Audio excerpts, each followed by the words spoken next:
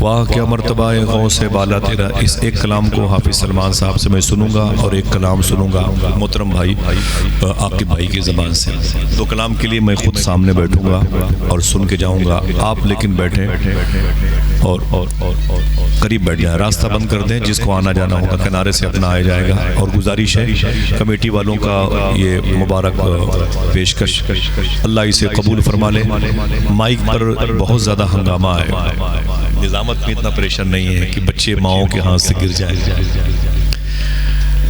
Sound problem بہت زیادہ ہے۔ وجہ یہ ہے کہ ہم لوگ بھی اپنے دور میں جو بھی مائک پر بولتے تھے تب اتنی آوازیں نہیں تھیں، اتنا شور نہیں تھا، اتنا ہنگامہ نہیں تھا۔ اب آدمی 24 گھنٹے موبائل میں تو بزی ہے، تو جس کی وجہ سے بہت زیادہ ہنگاموں کا وہ متحمل نہیں ہے، دشواریاں ہوتی ہیں، ذہنی پریشانی پیدا ہوتی ہے۔ اس لیے میں گزارش کروں گا کہ آپ لوگ سلیقے سے بیٹھیں، خاموشی سے، اور اگر ہو سکے تو یہ جو مائک کی آواز ہے جو باہر جا رہی ہے اسے بند کر دیں۔ مجھے اسی سرکل میں آواز پہنچانی ہے، اگر کوئی عاشق ہو مرد یا لڑکیاں وہی ان آوازوں کو سماعت کر لیں۔ اب اس کی آواز تھوڑی سی بڑھا دیجیے، ایکو بند کر دیا آپ نے، اس کی آواز اسی سرکل میں رکھیے گا۔ حضور غوث پاک کے بیٹے ہیں سید شباہت میاں شاہ صاحب قبلہ، وہ فرماتے ہیں کہ مدینہ شریف میں سرکار صدیق اکبر رضی اللہ تعالیٰ عنہ جب راتوں کو چلا کرتے تھے تو ننگے پاؤں چلا کرتے تھے۔ تو ان سے عمر فاروق اعظم نے پوچھا کہ آپ راتوں کو مدینہ شریف میں ننگے پاؤں کیوں چلتے ہیں؟ تو صدیق اکبر نے کہا میں راتوں کو چپل جوتے اس لیے نہیں پہنتا کہ چپل جوتے کی کھٹ کھٹ کی آواز سے کسی غریب کی نیند میں خلل نہ پیدا ہو جائے۔ یہ تعلیم کہاں کی ہے؟ آپ نے فرمایا یہ تعلیم مجھے آمینہ کے لال نے دی۔ اسلام حساسیت کا نام ہے۔ اگر آپ بھوکے ہیں تو ہماری ذمہ داری بنتی ہے کہ آپ کے سامنے کھانا نہ کھائیں، اور اگر ہو کھانا تو پھر کھلا کے کھائیں۔ اسلام دوسروں کی بھوک کو بہت قریب سے محسوس کرتا ہے، اسلام دوسروں کی پیاس کو بڑے قریب سے محسوس کرتا ہے۔ کوئی لگائے نعرہ کہ مسلمانوں کی دکانوں سے سامان نہ خریدنا، کوئی بھی اس قسم کے نعرے لگائے، لیکن مسلمانوں کو نعرہ کیا لگانا؟ ہمیں ہر اس غریب کی دکان سے سامان لینا ہے جس کو اس وقت مال و متاع کی ضرورت ہے، وہ چاہے ہندو ہو چاہے مسلمان ہو۔ ہمیں ہر غریب بچی کا خیال رکھنا ہے، ہر غریب پڑوسی کا خیال رکھنا ہے۔ یہ اسلام ہے۔ انشاءاللہ بولے۔ اس کا مطلب نہیں کہ کوئی آپ سے تعلقات بحال نہ رکھے تو اس کے دروازے پر 3 ساؤنڈ لگا دیں، اس کے بچے بیمار ہو جائیں۔ کتنی ایسی عورتیں ہیں جو اپنے میکے کے اپنے باپ کی بیماریوں کو سوچ سوچ کر کے راتوں کو سوتی نہیں، وہ ان کی راتیں بڑی بستر پہ بے قراری سے گزرتی ہے کہ میرے بھائی نکمے نکلے، میرا باپ ایک کوک سیرپ کے لیے پریشان رہتا ہے، رات بھر میرا باپ بیماریوں کے بستر پہ تڑپتا رہتا ہے۔ اس کی بیٹیاں اپنے سسرال میں روتی رہتی ہے، اور وہیں پر ہماری مجلسیں ہوتی ہیں تو 3 ساؤنڈ غریب سمجھ کے اس کے دروازے پر چھتوں پہ لگا دیتے ہیں، اس کی مزید پریشانی میں اضافہ ہو جاتا۔ اسلام اس بات کی اجازت نہیں دیتا۔ صاحبو آپ مسلمان ہیں، اور ایک ایسے ملک کے مسلمان ہیں جس ملک کو پالا پوسا سینچا بڑا کیا غریب نواز نے۔ آپ جب تک اس ملک میں غریب نواز کو فالو کریں گے کچھ بھی نہیں ہوگا، انشاءاللہ کچھ بھی نہیں ہوگا۔ سمجھ رہے ہیں وہ صوفیہ کا اصول جو خواجہ صاحب لے کے آئے۔ پھر بات کیا تھی کہ اس شہر میں حضور سیدنا شیخ غوث اعظم بڑے پیر کو 22 سال وضو کروانے والے بزرگ آپ کے شہر میں آ گئے، سبحان اللہ کہنا ہے۔ دنیا میں 193 کنٹریز ہیں، 7 بر اعظم ہیں، 4000 سے زیادہ زبانیں بولی جاتی ہیں، 800 کروڑ لوگ زمین پر موجود ہیں۔ سمجھ رہے ہیں 800 کروڑ لوگ زمین پر موجود ہیں کم و بیش، ان میں 7 بر اعظم پر محیط یہ زمین ہے۔ اللہ اکبر۔ اور 193 کنٹریز ہیں، ان ملکوں میں نہ جانے کتنے شہر آباد ہیں، ان سے ہٹ کر نہ جانے کتنے آدی واسیوں کی زمین ہے۔ 350 سے اوپر تو ہندوستان میں وہ بیلٹ ہے آدی واسیوں کا جن کی ہلکی سی خبر حکومت کو لگی ہے۔ پتہ نہیں کتنے ہزار لاکھ لوگ جنگلوں میں بیابان میں بے لباس اپنی لائف گزارتے ہیں۔ مجھے آپ بتائیں کہ اگر حضور غوث اعظم کو اپنے لاڈلے منور علی شاہ کو بھیجنا تھا ہی تو یوگو سلاویہ بھیج دیتے، چیچینیا بھیج دیتے، کوسوو بھیج دیتے، استنبول بھیجتے، ترکی بھیجتے، شیراز بھیجتے، ایران بھیج دیتے، بغداد شریف سے نکال کر کے موصل، تکری، سلیمانیہ، کرکوک، باقوبہ بھیج دیتے، لیکن نہیں، بھیجا بھی تو ہندوستان۔ سبحان اللہ۔ آپ سنیں کہاں بھیجا؟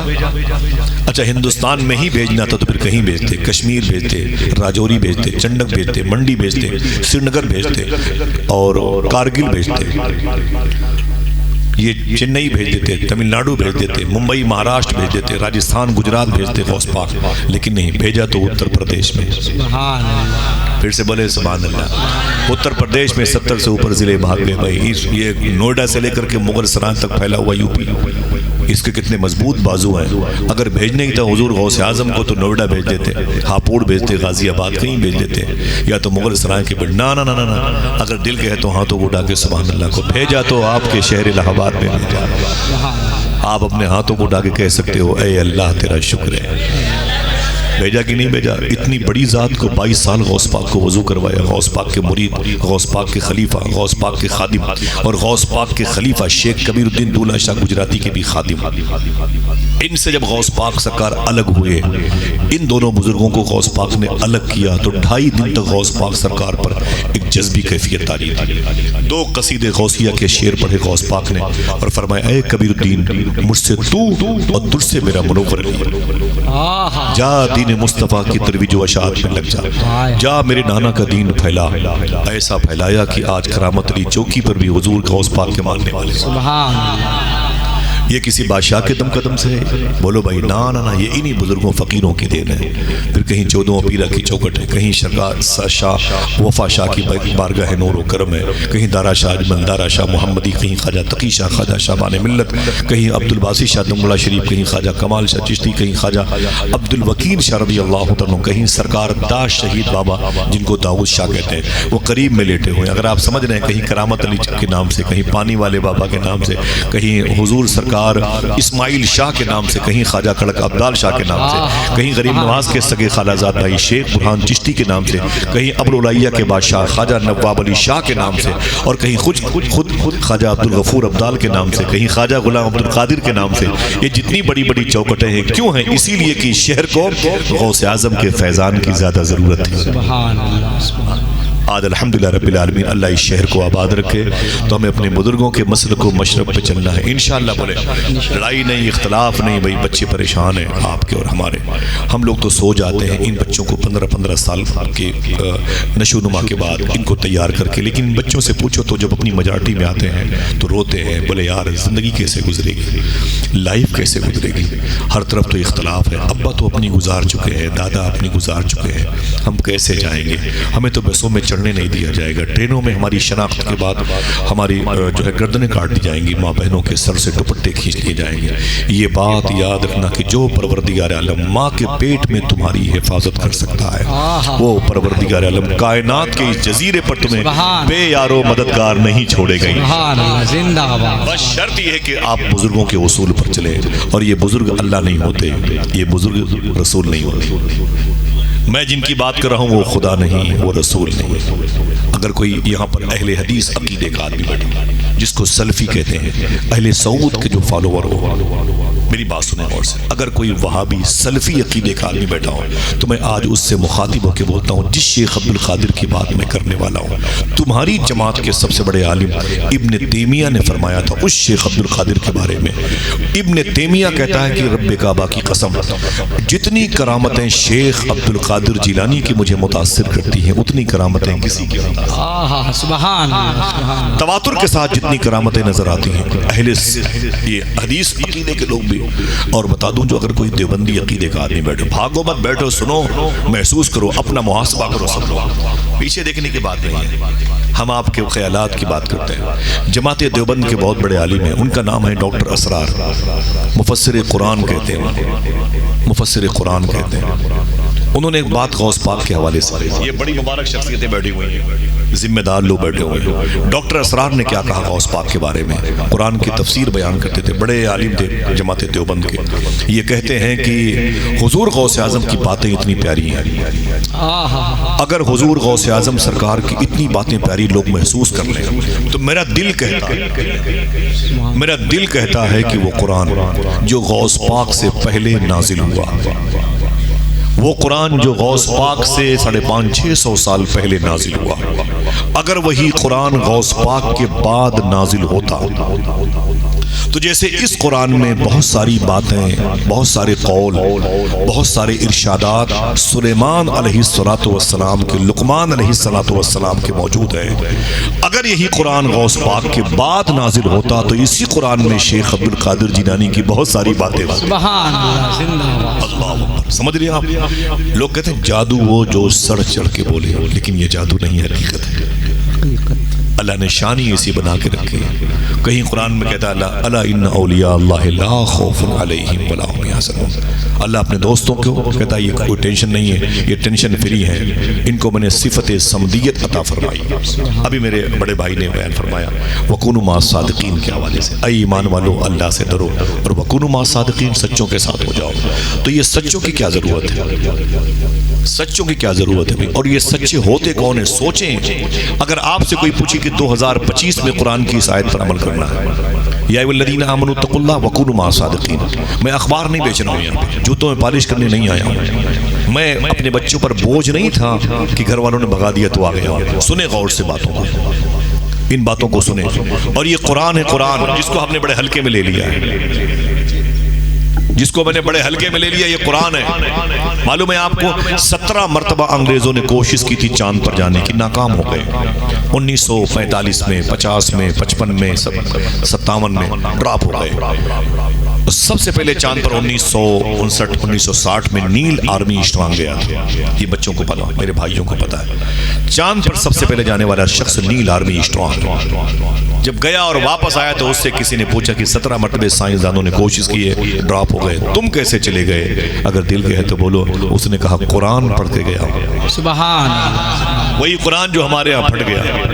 وہ جو بچی لے کے آئی تھی اس نے بھی کبھی ختم نہیں کیا. جزدان کے پارے جزدان وہی ہے 30 سال پہلے والا. فریج کے کور بدلتے رہے اور کھڑکیوں کے پردے تبدیل ہوتے رہے.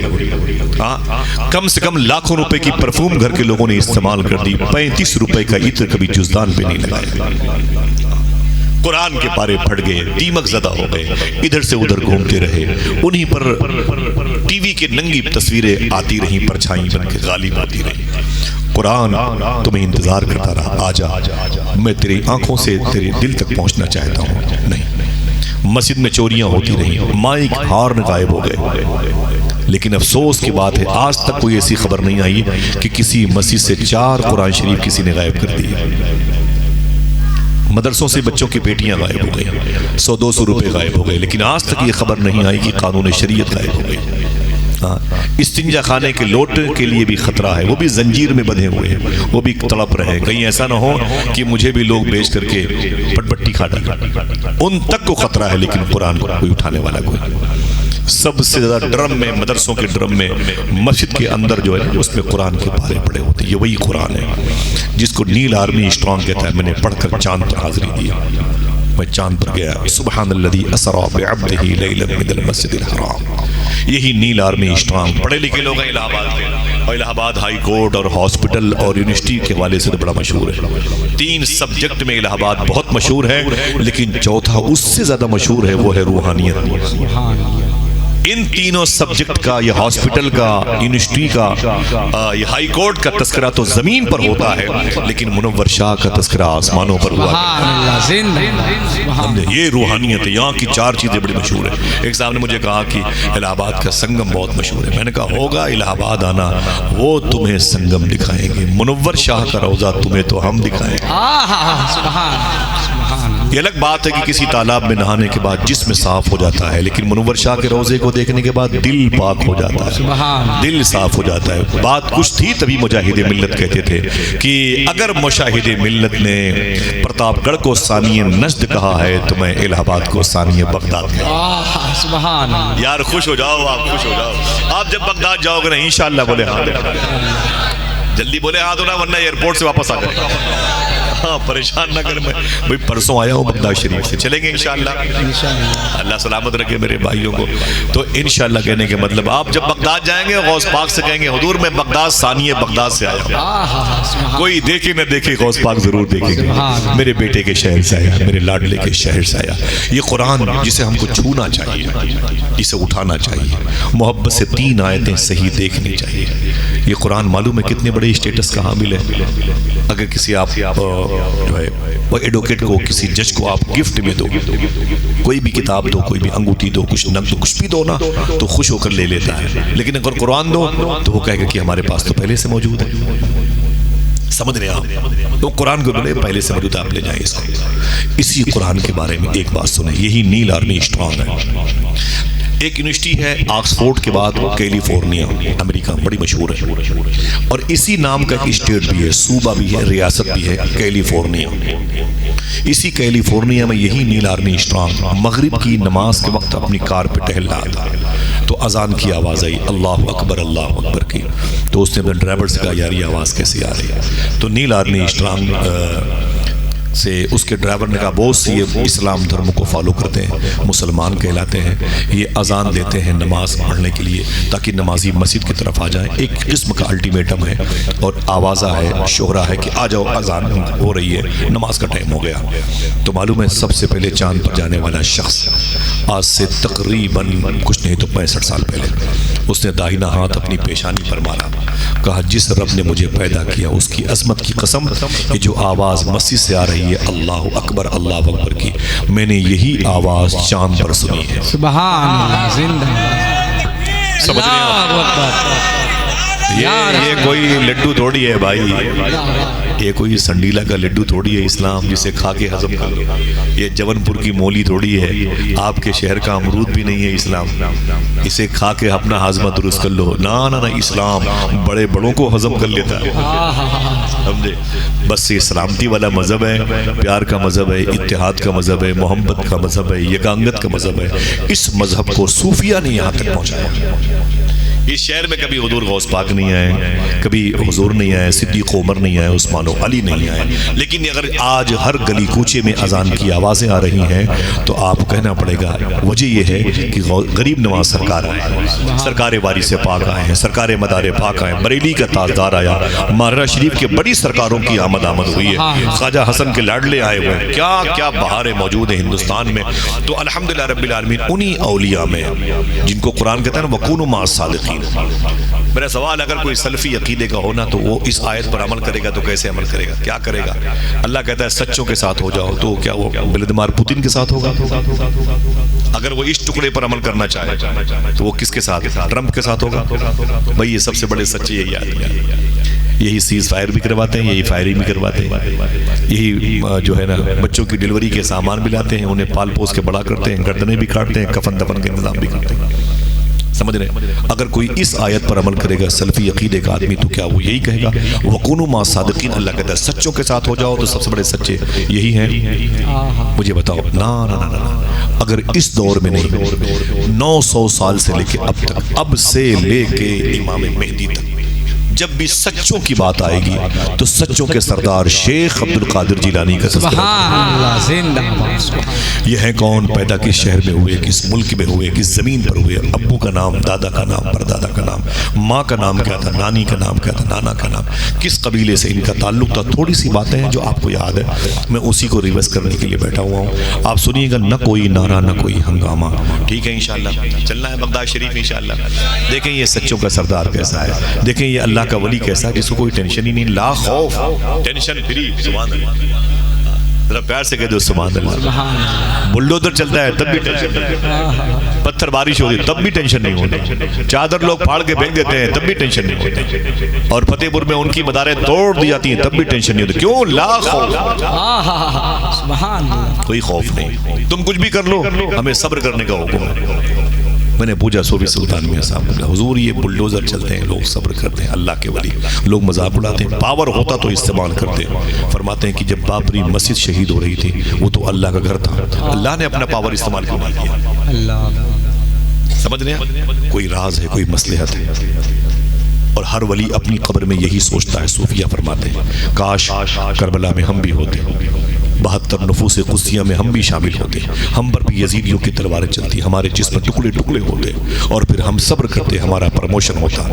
ہم نہ تھے تو کم سے کم ہماری قبروں پر ہی لوگ حملہ کرتے رہے, اپنی قبر کے نیچے صبر کرتے رہے تاکہ صبر حسین کے کچھ چھینٹے ہمیں ملیں. سبحان اللہ. بہت بہت شکریہ, آپ میری بات سمجھ رہے ہیں؟ یہ سوچتا ہے ہر صاحب قبر. پھر وہ پاور کا کیا ہوگا بھائی جو اللہ نے ان ولیوں کو عطا فرمایا؟ تو صوفیہ کہتے ہیں اللہ نے سارے ولیوں کو جو پاور دیا ہے, یہ سارے ولی اپنے پاور کا, اسٹمنے کا, تصرف کا استعمال میدان محشر میں اپنے آقا کی امت کی مغفرت کے لیے کریں گے. ذرا کہہ دو محبت سے انشاءاللہ. ہیں کون غوث پاک؟ بچے سنیں, جوان سنیں, ہر سال جلسہ ہو نہیں سکتا, جلسے بڑے مہنگے ہو گئے, اور روزانہ آپ کو بلایا جا سکتا نہیں, آپ کے پاس اتنا ٹائم نہیں ہے. حضور غوث اعظم کے ابو کا نام ہے شیخ موسیٰ جنگی دوست. بولے برکت کے لیے کوئی پوچھے تو بتانا کہ غوث پاک کے ابو کا نام ہے شیخ جنگی دوست. اونچی بولے. یہ حضور غوث پاک کے ابو کا نام ہے شیخ موسیٰ جنگی دوست, آپ کے دادا کا نام ہے شیخ عبداللہ جیلانی, آپ کے پردادا کا نام ہے شیخ یحییٰ زاہد جیلانی. جیلان کہاں پہ معلوم ہے؟ ایران میں.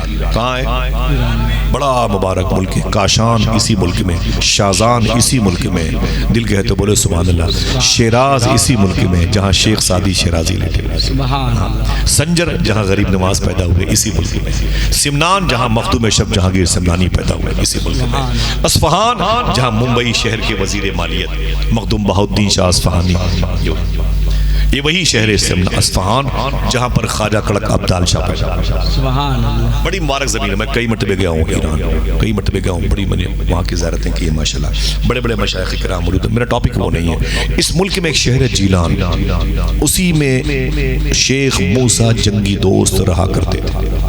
سنیے گا بھائی, کیا نام؟ بھری جوانی ہے, شادی نہیں ہوئی, آپ کو پتا ہے, لیکن پھر بھی میں آپ کو اس پتے کے قریب لانا چاہتا ہوں. بھری جوانی, شادی نہیں ہوئی, ایک نہر کے کنارے ٹہل رہے تھے. اچانک ایک بہتا ہوا سیب جا رہا تھا. شیخ موسیٰ جنگی دوست نے اس سیب کو اٹھایا, اسے کھا لیا. سیب کو اٹھایا, اسے کھا لیا. جب سیب کھا لیا تو ڈر کا احساس ہوا, اوہ غلطی ہو گئی, سیب پتہ نہیں کس کا تھا. یہ اللہ کے ولی کی پہچان ہے. ہم لوگ تو 100 گرام نمک پارا صاف کر دیتے ہیں. ہاں بھئی جامن کتنے کی ہے, اتنے دیر میں بتاتا کہ 3-4 جامن ختم کر دیں. واللہ العظیم یہ حرام ہے. وعدہ کرو انشاءاللہ احتیاط کریں گے. وعدہ کرو حضور کی مجلس میں, وعدہ انشاءاللہ بولے. غلطیاں کہیں ہو جائیں تو بات کی بات جان بوجھ کر کے نہیں ایسا کرتے. میرا ٹاپک حلال و حرام نہیں ہے, لیکن آپ سے گزارش ہے آپ میری ان باتوں کو سنیں اور کیئر کریں, اور مجھے بھی آپ اپنے ساتھ رکھیں سنبھال کر, تاکہ میری بھی قدم ڈگمگانے نہ پائیں. یہ طریقہ اچھا نہیں ہے. 25,000 کا قربانی کا بکرا لے لیا, دوسروں کی پتیاں کھلا رہے ہیں توڑ توڑ. یہ اچھی بات نہیں ہے. حضور غوث اعظم کے ابو شیخ موسیٰ جنگی دوست کہتے ہیں, وہ سیب جب کھا لیا تو میرے دل کے اندر ڈر پیدا ہوا. میں نے کہا میرے مولا اوفو, میں تو مارا جاؤں گا. بغیر پوچھے میں نے سیب کھا لیا, ڈر پیدا ہوا. پھر میں آپ سے پوچھتا ہوں وہ سیب کہاں تھا؟ دریا میں بہتا ہوا جا رہا تھا. ایک نہر ہے, وہ میں نے اس نہر میں وضو کیا ہے. وہ بہتا ہوا سیب جا رہا تھا, بہتا ہوا, یاد رکھنا بہتا ہوا جا رہا تھا. تب حضور غوث پاک نے اسے اٹھا کے کھایا. دل میں ڈر پیدا ہوا. اسی نہر کے کنارے ٹہلنے لگے. ٹہلتے ٹہلتے ٹہلتے ٹہلتے آگے پہنچے. دیکھیں یہ پیڑ ہے کہاں, یہ باغ ہے کہاں. جب گئے تو ایک باغ دیکھی, ایک پیڑ دیکھا, اس کی شاخیں جھکی تھی نہر کی طرف. سمجھ گئے کہ اسی باغ کا پھل میں نے کھایا. اندر گئے تو ایک بزرگ بیٹھے تھے, ان کا نام تھا شیخ عبداللہ صومعی. کیا نام تھا؟ تھکے ہوئے لگ رہے ہیں؟ بولو بھائی، تھکے ہوئے لگ رہے ہیں؟ شیخ عبداللہ سومعی ان کا نام تھا. آپ نے ان سے سلام کیا، وہ بڑے بزرگ نظر آئے اور انہوں نے جواب دیا. بولے آپ کون ہیں؟ بولے حضور مجھ سے غلطی ہو گئی. غلطی کیا تھی؟ آواز نہیں آ رہی؟ بہت تقریر سنی ہے آپ نے، اب سنائیے. کیا؟ اور سیب کہاں تھا؟ یاد رکھنا بہتا ہوا تھا. سیب بہتا ہوا تھا. بولے حضور مجھ سے غلطی ہو گئی. بولے کیا ہوا؟ بولے یہ آپ کی باغ کا یہ سیب جو ہے نا، یہ میں نے اسے کھا لیا، نہر میں بہتا ہوا جا رہا تھا. حضور مجھ سے غلطی ہو، میری خطا کو معاف کر دیں. شیخ عبداللہ سومعی تاڑ گئے. یہ بڑا عظیم شہزادہ ہے جس کے دل میں اللہ کا اتنا ڈر پیدا ہوتا ہے، اس کی اولادیں اللہ کا ولی بن کے پیدا ہوتی ہیں. سمجھ گئے میرے بھائی؟ لڑکیاں آوارہ ہو گئی، شراب پی رہی، خنزیر کا گوشت کھا رہی. آپ کہتے ہو کہ میرے بچے میری بات نہیں مانتے. ہم ماں باپ ہو کر کے اللہ کی کتنی بات مان چکے ہیں. حضور غوث اعظم سیدنا شیخ کے ابو شیخ موسیٰ جنگی دوست بولے حضور مجھے معاف کر دیں، میری خطا معاف کر دیں، ورنہ میدان محشر میں پکڑا جاؤں گا. جرم کیا تھا؟ پھر بولے بہتا ہوا سیب کھا لیا تھا. بہتا ہوا سیب کھا لیا تھا. صاحب و سننا بہتا ہوا سیب کھا لیا. اتنا سنا نا تو شیخ عبداللہ سومعی بولے نہیں معاف کروں گا. بھائی جان بیٹھ جائیں، بیٹھ جائیں. ماشاءاللہ. کیا فرمایا؟ نہیں معاف کروں گا. کیا فرمایا؟ بولے پھر کیسے معاف کریں گے؟ کہا پنالٹی لگے گی. کہا پنالٹی کتنی؟ کیا لگے گی؟ اس جرم کے پاداش میں مجھے کیا سزا دیں گے آپ؟ آپ نے فرمایا بہتا ہوا ایک سیب کھایا ہے. کہا ہاں. کہا 12 سال تک تجھے میرے اس سیب کی باغ کی سچائی کرنی پڑے گی. اس کے پیڑوں کو سینچنا ہوگا، پالنا پوسنا ہوگا. جلدی بتائیے کہ الہ آباد والوں، جرم بڑا ہے کہ سزا بڑی ہے؟ سوچو. میں نے بتا دیا کہ یونیورسٹی اسی شہر میں ہے. جرم بڑا ہے کہ سزا بڑی. ایک سیب کھایا تھا، وہ بھی ٹھیلے پہ رکھا نہیں، اٹھا کے رکھ لیا، توڑ کے رکھ لیا، بھاگ نہیں گئے لے کے. نہ بہتا ہوا جا رہا تھا. اور اس جرم کی پنالٹی کتنی لگی؟ 12 سال تک سینچنا پڑے. 12 سال تک پیڑ کو پانی دیتے رہے. ڈر اس بات کا تھا اگر اس نے معاف نہ کیا تو اللہ معاف نہیں کرے گا. کبھی ہم بھی روئے ہیں، کبھی ہم بھی تڑپے ہیں. ہم تو وظیفہ کرتے ہیں ہم رسول اللہ کے جنت اور پراپرٹی سمجھے ہوئے، مشکلات کے ساتھ منزلیں ملا کر دی. اور جب 12 سال پورا ہو گیا، بولے حضور پورا ہو گیا، اجازت دیجیے اب معاف کر دیجیے. بولے ابھی بھی معاف نہیں کروں گا. جرم کیا تھا؟ یہ کوئی جیمز بانڈ کی فلم کا چیپٹر نہیں ہے. یہ ممبئی میں خنزیر کا گوشت کھانے والے فلمی ڈائریکٹر کی کوئی کہانی نہیں ہے. حقیقت میں 900 سال پہلے اسی زمین نے دیکھا اسے اپنی مبارک آنکھوں سے. ایسے لوگ تھے. نہیں معاف کروں گا. بولے پھر؟ بولے ایک سزا تجھے اور دوں گا. بولے کیا؟ بولے میری لڑکی لولی لنگڑی اندھی بہری ہے، اس سے شادی کر لی. یار مشکل کام تھا، یہ بہت مشکل کام تھا. معافی چاہتا ہوں. کوئی بھی لڑکی اندھی لولی لنگڑی ہو تو اس سے غوث پاک کے ابو شیخ موسیٰ جنگی دوست اتنے حسین و جمیل تھے، ان کے چہرے کی تابانیوں سے اللہ ان کی لوگوں کی دعائیں قبول کرتا تھا. وہ اتنی حسین و جمیل پرسنالٹی کے باڈی رکھنے والے لوگ تھے. وہ کیسے ایک لولی لنگڑی اندھی سے؟ آپ کے اندر پھر ڈر پیدا ہوا، اگر اس نے معاف نہ کیا تو پھر اللہ مجھے معاف نہیں کرے گا. رونے لگے. بولے جو شرط کہو گے قبول کر لوں گا، بس میری خطا کو بتاؤ. الہ آباد والے جرم کیا تھا؟ بہتا ہوا سیب کھایا. بہتا ہوا سیب کھایا. کچھ کرنے کی ضرورت نہیں. آپ محسوس کرو تو بات سمجھ میں آ جائے گی. اس پر ایگری ہو گئے. اس لڑکی سے رشتہ کر لیا جو لولی لنگڑی اندھی تھی. پتا چلا کہ وہ لولی نہیں تھی، لنگڑی نہیں تھی، اندھی نہیں تھی، بہری نہیں تھی. اس کو اس لیے لولی کہا تھا کہ اس کے پیر کبھی گناہ کی طرف نہیں گئے. اندھی اس لیے کہا تھا کہ اس نے کسی غیر مرد کو دیکھا نہیں. بہری اس لیے کہا تھا کبھی گانے بجانے نہیں سنے. اور گونگی اس لیے کہا تھا کہ اس نے کبھی گالیاں نہیں دی. اور لولی اس لیے کہا تھا کہ اس نے اپنے ہاتھوں سے کسی غریب کو پریشان کیا. اللہ اللہ. اور شادی ہو گئی. شیخ موسیٰ جنگی دوست کے نکاح میں وہ لڑکی آئی جس کا نام تھا فاطمہ ام الخیر. پھر سے بولے محبت سے بولے ہاتھ اٹھا کے بولے کیا نام لیا میں نے؟ اے میری ماں تجھ پر لاکھوں سلام، تجھ پر لاکھوں سلام، فاطمہ ام الخیر۔ ان کے شوہر کا نام شیخ موسیٰ جنگی دوست، ان کے باپ کا نام شیخ عبداللہ سمئی۔ ایک سیب کھایا تھا بہتا ہوا، 12 سال تک پنلٹی، پھر وہ پینڈنگ میں تھی وہ شادی۔ میں نے پوچھا تھا صوفی سلطان میاں صاحب سے، حضور یہ کیا مطلب ہے؟ حضور غوث پاک کے ابو نے سیب توڑ کے بھاگے نہیں، چرا کے نہیں بھاگے، وہ بہتا ہوا سیب دارا تھا، اٹھا کے کھا لیا تو اتنا بڑا جرم نہیں ہے جتنی بڑی سزا دی ہے شیخ سمئی سرکار نے، اتنا بڑا جرم نہیں ہے۔ آپ کے اندر ڈر کیوں پیدا ہوا؟ اب دل کہے تو سبحان اللہ، سبحان اللہ۔ اور یہی بات اگر سمجھ میں آ گئی تو اپنے اپنے موبائل میں سے لکھ کے گھر چلے جانا۔ آسانی سے نیند آئے تو ٹھیک ہے، نہ آئے تو وعدہ کرنا کہ اب انشاءاللہ اپنے بچوں کو کبھی حرام نہیں کھلائیں گے۔ میں نے کہا حضور جرم اتنا بڑا نہیں تھا، اگر وہ سیب غوث پاک کے ابو نہیں کھاتے تو وہ سڑ جاتا۔ غوث پاک کے ابو نے سیب کو سڑنے سے بچا لیا، پلس اتنی بڑی پریشانی، 12 سال تک پیڑوں کو سینچا۔ شیخ سومئی کی بات کے تو حضور غوث اعظم کے ابو کے بارے میں صوفی صاحب نے کیا فرمایا؟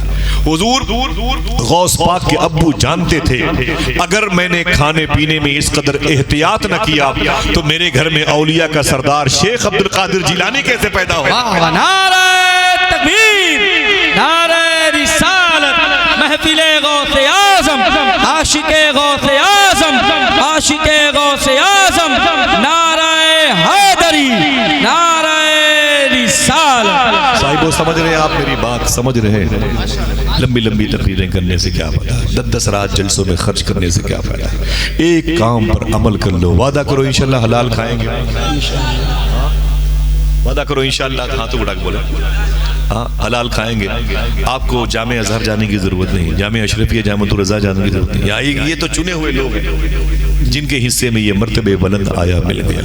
آپ اپنے گھر میں رہیں، بس حلال کھاتے رہیں، سچ بولتے رہیں، انشاءاللہ نسلیں عاشق رسول پیدا ہوں۔ ایک محاورہ ہے بھائی، ایک محاورہ ہے، معلوم ہے کیا محاورہ ہے؟ یار کبھی تم نے دیکھا شیر اور بکری کو ایک گھاٹ پر، بہت بہت شکریہ، کبھی تم نے دیکھا کہ شیر اور بکری ایک گھاٹ پر پانی پیتے تھے؟ یہ محاورہ ہے کہ نہیں؟ کبھی دیکھا کہ شیر اور بکری ایک گھاٹ پر پانی پیتے ہوئے؟ دیکھا نہیں ہے، لیکن ایسا ہوا ہے۔ آج سے تقریباً 1350 سال پہلے ہوا ہے، پونے 14 سال۔ کہاں ہوا ہے؟ ملک شام، جس کو سیریا کہتے ہیں، اس مبارک شہر کے قریب میں، جنگل کے قریب میں، دریا کے گھاٹ پر، ایک ہی گھاٹ پر شیر بھی پانی پی رہا تھا، اور بکری، شیر اور بکری دونوں ایک گھاٹ پر۔ کسی نے دیکھا، بولے یار یہ بتاؤ یہ شیر اندھا ہے کیا؟ یہ بکری پاگل ہے کیا؟ شیر بکری پر حملہ کیوں نہیں کرتا؟ بکری شیر کو دیکھ کے بھاگتی کیوں نہیں؟ اگر دل آئے، جواب سمجھ میں آئے تو اسے رکھ لیں۔ آواز دی، شیر اس لیے اس پر حملہ نہیں کرتا، بکری اس لیے شیر سے ڈر نہیں رہی ہے۔ اس وقت جو مسلمانوں کا بادشاہ ہے اس کا نام عمر بن عبدالعزیز ہے، وہ اللہ سے اتنا ڈرتا ہے کہ ساری مخلوق اس سے ڈرا کرتی ہے۔ سبحان اللہ، سبحان اللہ۔ اللہ اللہ، آپ لاکھ پوسٹ پا جائے، ہائی کورٹ کے وکیل بن جائیں، چیف جج بن جائیں، چیف جسٹس بن جائیں، جو وائس سی ایم ہوتا کچھ بھی بن جائیں، لیکن اگر بچوں کو ہم نے حلال نہیں کھلایا، آپ مفتی بن جائیں، محدث بن جائیں، فقیہ بن جائیں، مفسر بن جائیں، پیر بن جائیں، خطیب بن جائیں، شاعر نقیب بن جائیں، لیکن اگر بچوں کو حلال نہیں کھلایا، یہ رسیدیں غائب کر دیں گے۔ صوفیہ فرماتے حلال کھلا کے انہیں طوائف خانے کے قریب بھیج دو، رب کعبہ کی قسم حلال کھلا کے اپنے بچوں کو شراب خانے کی دکانوں کے قریب ایک چھوٹی سی گمٹی بٹھا دو، 4 مہینے کے بعد اس شراب خانے کی پوسٹر کو آپ دیکھیں گے وہ ہٹ چکا ہوگا، وہاں ایک مدرسے کا بورڈ لگ چکا ہوگا۔ سبحان اللہ۔ غلطی ہماری ہے، فالٹ ہمارا۔ شیر اور بکریاں ایک گھاٹ پر پانی پیے بابا، بات پلے نہیں پڑتی ہے، لیکن زمین پر ایسا ہوا ہے۔ ایک بادشاہ کے دور میں ایسا ہوا ہے، اس کا نام ہے عمر بن عبدالعزیز۔ میں نے سوچا ہے ذرا سا پڑھوں یار یہ عمر بن عبدالعزیز سے شیر اور بکری بھی ڈرتے تھے، تو میں نے ان کی کہانی ریپیٹ کی کہانی، تو پتہ چلا کہ مدینے میں عمر فاروق اعظم کا دور تھا۔ یہ 1086 شہر فتح کرنے والے دنیا کے سب سے بڑے بادشاہ تھے، حضور کے غلام تھے، سبحان اللہ کے حضور کے غلام تھے. حضور نے ان کے بارے میں کہا میرے بعد اگر کوئی نبی ہوتا تو عمر ہوتے. ان کی سوچ کے مطابق تقریباً قرآن شریف میں 30 آیتیں نازل ہوئی ہیں. حضور نے فرمایا تھا کہ عمر کی زبان سے فرشتے بولا کرتے ہیں. حضور نے فرمایا تھا کہ عمر جس گلی سے گزرتا ہے شیطان نہیں گزرتا. اگر دل کہے تو سبحان اللہ کہنا. حضور نے فرمایا تھا کہ اے لوگوں جب نیکوں کی بات کرنا تو میرے عمر کی بات ضرور کر لینا. یہ عمر ہے. آج کے دور میں ایک سنسد جی فارم بھرنے جائیں گے تو 200 گاڑیاں ہوں. ڈرون کیمرے سے وہ ریکارڈ ہوگا اور پھر اسے جو ہے یوٹیوب میں ڈالا جائے گا, انسٹاگرام میں. سمجھ رہے ہیں؟ یہ عمر فاروق اعظم دنیا کی 2 بڑی سلطنتوں کی حکومتوں کو تہس نہس کرنے والے بادشاہ. راتوں کو مدینے شریف میں لاٹھی لے کر اپنا چہرہ چھپا کر کے مدینے میں ٹہلا کرتے تھے. اگر کسی بوڑھے کی رونے کی آواز آتی تو اس کی تیمارداری فرماتے. اگر کوئی عورت ڈیلیوری پوزیشن میں پریشان ہوتی تو اپنی بیوی کو لا کر کے اس کی ڈیلیوری میں آسانی پیدا کرتے. اور اگر کوئی عورت غریبی کی وجہ سے روتی تو آپ اس کی غربت کو ختم کرتے. کوئی بچہ بھوک کی وجہ سے روتا تو آپ اس کی خدمت کرتے تھے. یہ شان تھی عمر فاروق اعظم. میری بہنوں سننا, اگر کہیں بھی یہ ریکارڈنگ یا کہیں سے بھی کوئی سن نہیں ہو, سنا عمر فاروق اعظم رضی اللہ عنہ یوں چہرہ چھپائے ہوئے جا رہے تھے. ایک گھر کے قریب سے گزرے تو اندر سے ایک ماں اور بیٹی کی آواز آ رہی. ماں نے کہا اے میری بیٹی صبح ہونے والی ہے, دودھ میں پانی ملا دے. کیا کہا؟ سمجھ رہے میری بات؟ بہت بہت شکریہ. دودھ میں پانی ملا دے. لڑکی نے کیا کہا؟ دودھ میں پانی ملانے کے لیے عمر فاروق اعظم نے منع کیا. سبحان اللہ. سوچ کے بتانا عمر فاروق اعظم کہاں ہے؟ اسی دروازے پہ کھڑے ہیں. وہ چہرہ چھپائے ہوئے اسی دروازے پہ ہولیاں بدل کے کھڑے ہیں اور اندر کی آواز آ رہی ہے. عورت کہتی ہے کہ میری بیٹی دودھ میں پانی ملا دے. تو بیٹی نے کہا کہ عمر فاروق اعظم نے منع کیا ہے. تو ماں نے کہا کیا عمر دیکھ رہا ہے کیا؟ اب دل کے ہے تو بولو. لڑکی نے کہا عمر نہیں دیکھ رہا ہے, عمر کا خدا تو دیکھ رہا ہے. سبحان اللہ اللہ, یہی ایمان ہے. عمر نہیں دیکھ رہا ہے, عمر کا خدا تو دیکھ رہا ہے. عمر فاروق اعظم کانپنے لگے. آپ نے نشان لگایا اس گھر پہ, سیدھے واپس آ گئے. اور آنے کے بعد صبح آپ نے دربار کو سجایا جیسا بھی تھا, چٹائیوں والا. آپ اس پر بیٹھ گئے. پولیس والوں کو بھیجا, جا کے اس دربار میں اس ایریے میں ایک گھر کے دروازے پر یہ نشان لگا ہوا, جتنے لوگوں سب کو لے کے آ جاؤ. پولیس والے گئے. وہ لڑکی تھی, اس کی ماں تھی, دونوں کو لا کے بٹھا دیا. بولے یہی دونوں تو بیٹھ جاؤ. اپنے 4 بیٹوں کو بلایا عمر فاروق اعظم. سننا صاحبوں, کبھی کبھی اس قسم کی کہانیاں بھی آپ کو سکون دے گی. کوئی اگر سچوں کے ساتھ ہمیں رہنے کا حکم دیتا ہے تو یہ سچے ہوتے کیسے ہوتے کیسے ہیں؟ عمر فاروق اعظم کے 4 بیٹے لائن سے بیٹھ گئے. فرمایا اے عورت سن, اے لڑکی سن, سچ بتانا, جھوٹ نہ بولنا. رات میں کس نے کہا تھا دودھ میں پانی ملا دے؟ عورت ڈر گئی. او اس کا مطلب ہے یہ, ان کو خبر لگ گئی. عورت نے کہا حضور یہ غلطی مجھ سے ہو گئی. اچھا یہ کس نے کہا تھا کہ دودھ میں پانی ملانے کے لیے عمر فاروق اعظم نے منع کیا؟ لڑکی نے کہا کہ حضور یہ بات میں نے کہی. اچھا پھر یہ کس نے کہا تھا کہ دودھ میں پانی ملا دے؟ کیا عمر دیکھ رہا ہے کیا؟ اس عورت نے کہا یہ غلطی مجھ سے ہوئی تھی. اچھا پھر یہ کس نے کہا تھا عمر نہیں دیکھ رہا ہے؟ عمر کا خدا تو دیکھ رہا ہے. لڑکی نے کہا یہ قول باذن اللہ میری زبان سے نکلا. عمر فاروق اعظم کی آنکھوں میں آنسو آ گئے. بولے تو نے کہا تھا خدا دیکھ رہا ہے؟ کہا. آپ نے اپنے بیٹوں سے مخاطب ہو کے فرمایا تھا اے میرے بیٹوں 4 ہو, 3 اپنی شادیاں اسلامی سسٹم سے کر لینا جو حضور کا قانون آرٹیکل ہے آئین کے مطابق, لیکن ایک حضور کے قانون کے سبتے میں ایک میرے بیٹے 4 میں سے کوئی ایک شادی میری مرضی سے کر لے. ایک بیٹا بولا کس سے شادی کرنی ہے؟ عمر فاروق اعظم نے کہا اس لڑکی سے شادی. سبحان کیا خوبی اس کے اندر. رونے لگے. فرمایا جب یہ لڑکی اللہ سے اتنا ڈرتی ہے تو اس کی اولادیں اللہ سے کتنا ڈریں گی, وہ اللہ کا ولی بن کے پیدا ہوں گی. آپ کے بیٹے نے کھڑے ہو کے فرمایا ابو اگر یہ لڑکی آپ کو ایکسپٹ ہے, پسند ہے, تو میں بھی گردن جھکاتا ہوں. اسی محفل میں نہیں چٹ منگنی پڑ پیا, اسی محفل میں عمر فاروق اعظم نے اس لڑکی کو بہو بنا لیا اور اپنے بیٹے کی بیوی بنا لیا اور اپنے بیٹے کو اس کی زوج بنا دیا. اللہ اکبر اللہ اکبر. یہ دونوں مبارک رشتے ہیں جو اخلاص اور احسن اور طیب سوچ سوچ کی بنیاد پر ہوئے ہیں۔ آپ سوچو کہ آصف بھائی اس کا کہنے کا مطلب کیا ہوا؟ اب میں بتاتا ہوں، جب اتنی پاک نیتی کے ساتھ رشتے ہوا کرتے ہیں تو پھل کیسا ہوتا ہے۔ یہی دونوں جوڑے جب اکٹھا ہوئے تو انہی کی تیسری نسل میں ایک بیٹا پیدا ہوا جسے دنیا عمر بن عبدالعزیز کہتی ہے، جس کے دور میں شیر اور بکری ایک گھاٹ پر پانی زندہ سبحان اللہ۔ حضور غوث اعظم کے ابو جانتے تھے اگر میں نے کھانے پینے میں اس قدر احتیاط نہ کیا تو میرے گھر میں اولیاء کا سردار کیسے پیدا ہوگا۔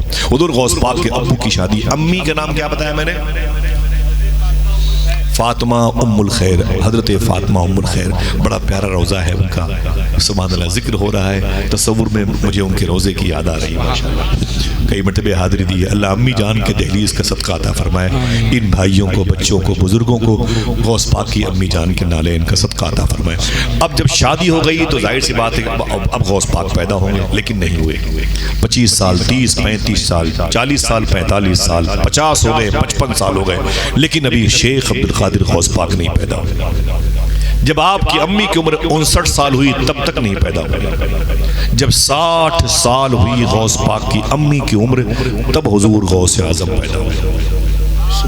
ایک بات سنیں، ڈاکٹری تھیوری میں اگر لڑکیاں عرب کی ہوں 65 سال کی ہو جائیں، 60 کی ہو جائیں، 65 کی ہو جائیں تو بچوں کو پیدا کر سکتی ہیں۔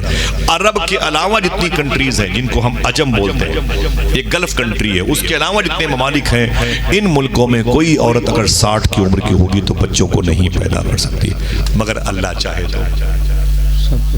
بولو بھائی، وہی تو ہے جو نظام ہستی چلا رہا ہے میرا خدا ہے، اگر وہ چاہے تو بغیر ماں باپ کے آدم کو پیدا کر سکتا۔ سائنس کی تھیوری فیل ہے، اگر وہ چاہے تو بغیر باپ کے عیسیٰ علیہ السلام کو پیدا۔ لوگ بیٹھ کے مار پیٹ کرتے رہے، یار پہلے مرغی کی پہلے انڈا، اگر وہ چاہے تو بغیر مرغی کے انڈا پیدا کر اور بغیر انڈے کی مرغی پیدا کر۔ ان اللہ علی کل شیء قدیر، بے شک اللہ ہر چیز پر قادر ہے۔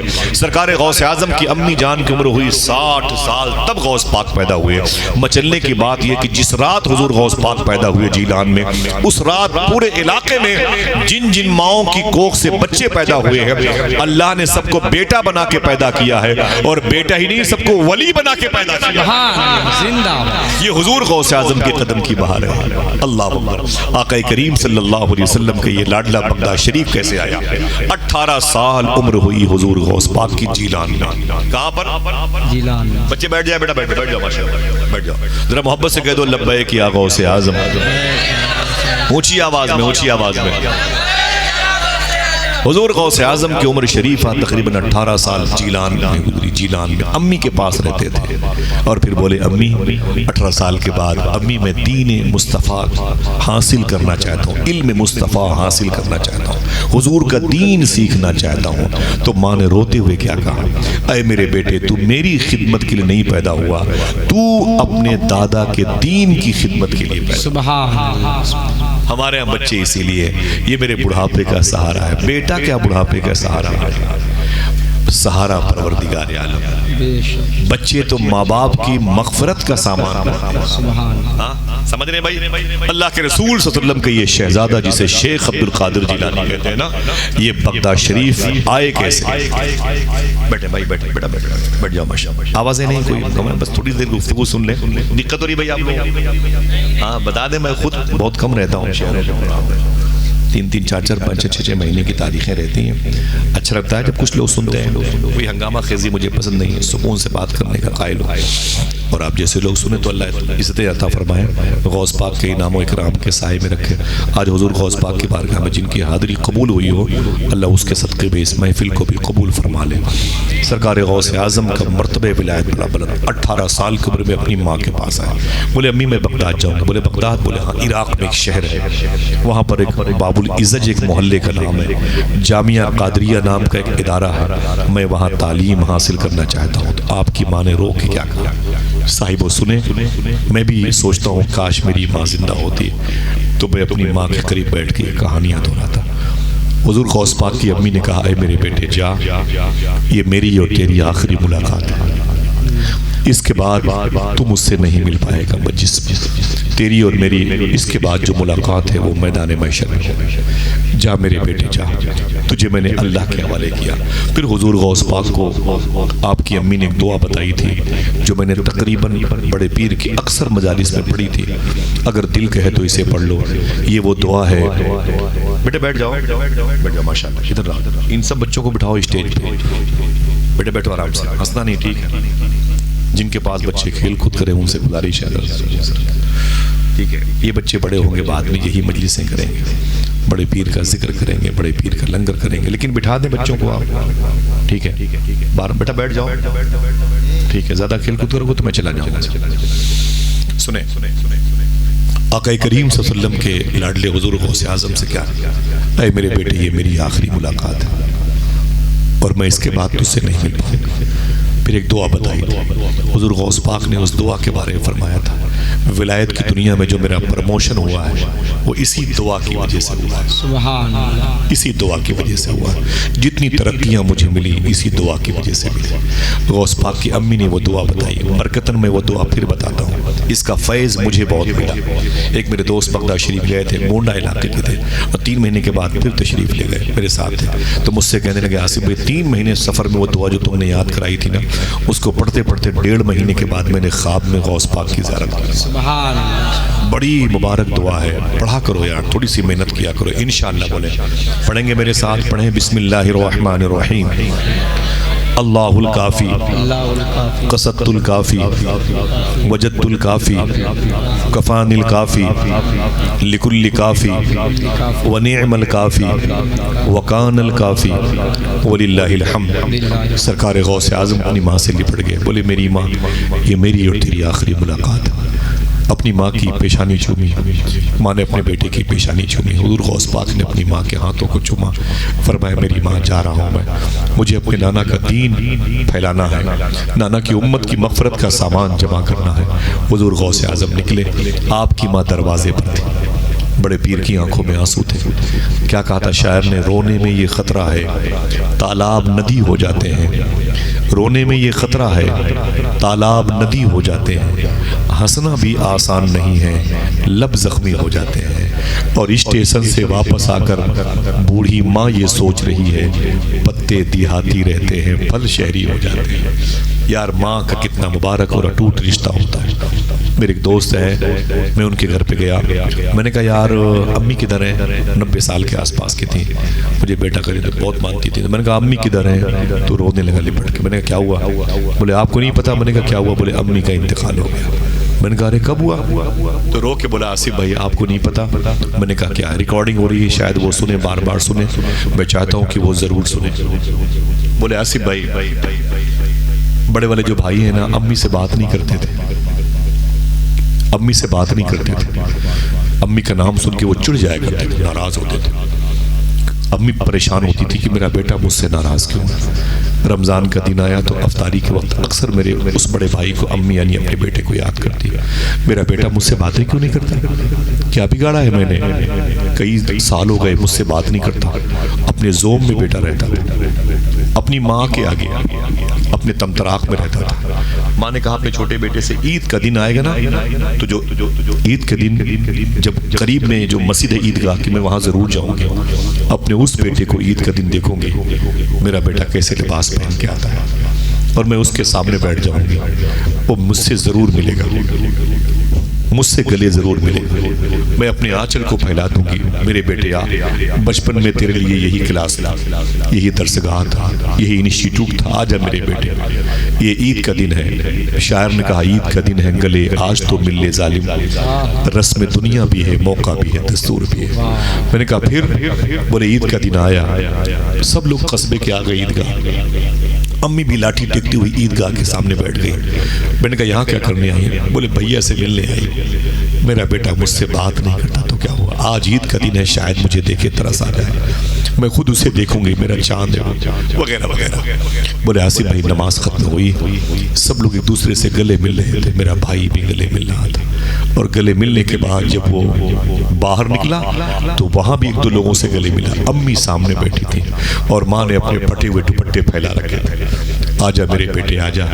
ان دوپٹوں کے ایک دھاگے کی وجہ سے اللہ دعائیں قبول کرتا ہے. میرے سینے پر تو سو کر کے بڑا ہوا ہے, آجا میرے بیٹے آجا. جیسے بیٹے نے اپنی ماں کو دیکھا جھڑک دیا, پیر پٹک دیا, غصے میں چیخ ماری اور ماں سے مخاطب نہیں ہوا, بات نہیں کی, اپنے گھر چلا گیا. ماں وہیں پر گرنے کی پوزیشن میں آ گئی. میں نے ماں کو سنبھالا اور اس کے بعد میں ماں کو لے کے اپنے گھر آیا.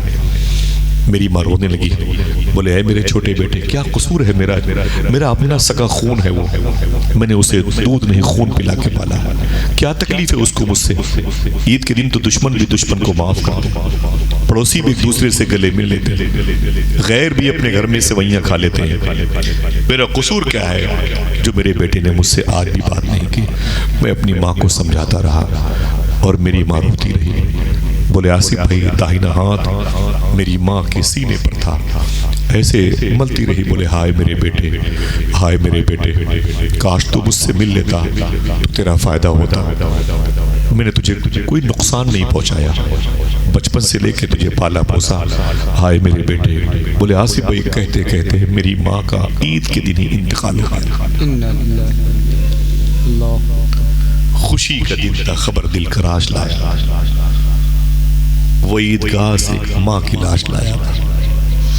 بولے آصف بھائی جنازے کا اعلان ہوا تو بھائی آ گیا. دل نے تو بہت غصے کا اظہار کیا, لیکن میں صبر کرتا رہا اور میں نے کہا رک, میدان محشر میں پتہ چلے گا جیتا کون ہے ہارا کون. صاحب یہ ماں ہوتی. سرکار محبوب الہی فرماتے ہیں جب تک میری ماں زندہ تھی میرا کوئی کام رکا نہیں, اور میری ماں کا انتقال ہو گیا تب بھی میرا کوئی کام رکا نہیں. لوگوں نے پوچھا حضور ماں کے انتقال کے بعد کام کیسے ہوتا تھا؟ محبوب الہی فرماتے ہیں میں اپنی ماں کی قبر پہ جاتا تھا اور اوپر بیٹھ کے دعا کرتا تھا. میری ماں قبر کے نیچے آمین کہتی تھی, میرا کام ہو جائے. سبحان اللہ اکبر. اللہ کے رسول نے اپنی ماں سے کتنی محبت کی ہے. جو 5, 7, 8 سال کے بچے ہیں میری بات کو سمجھ لیں گے.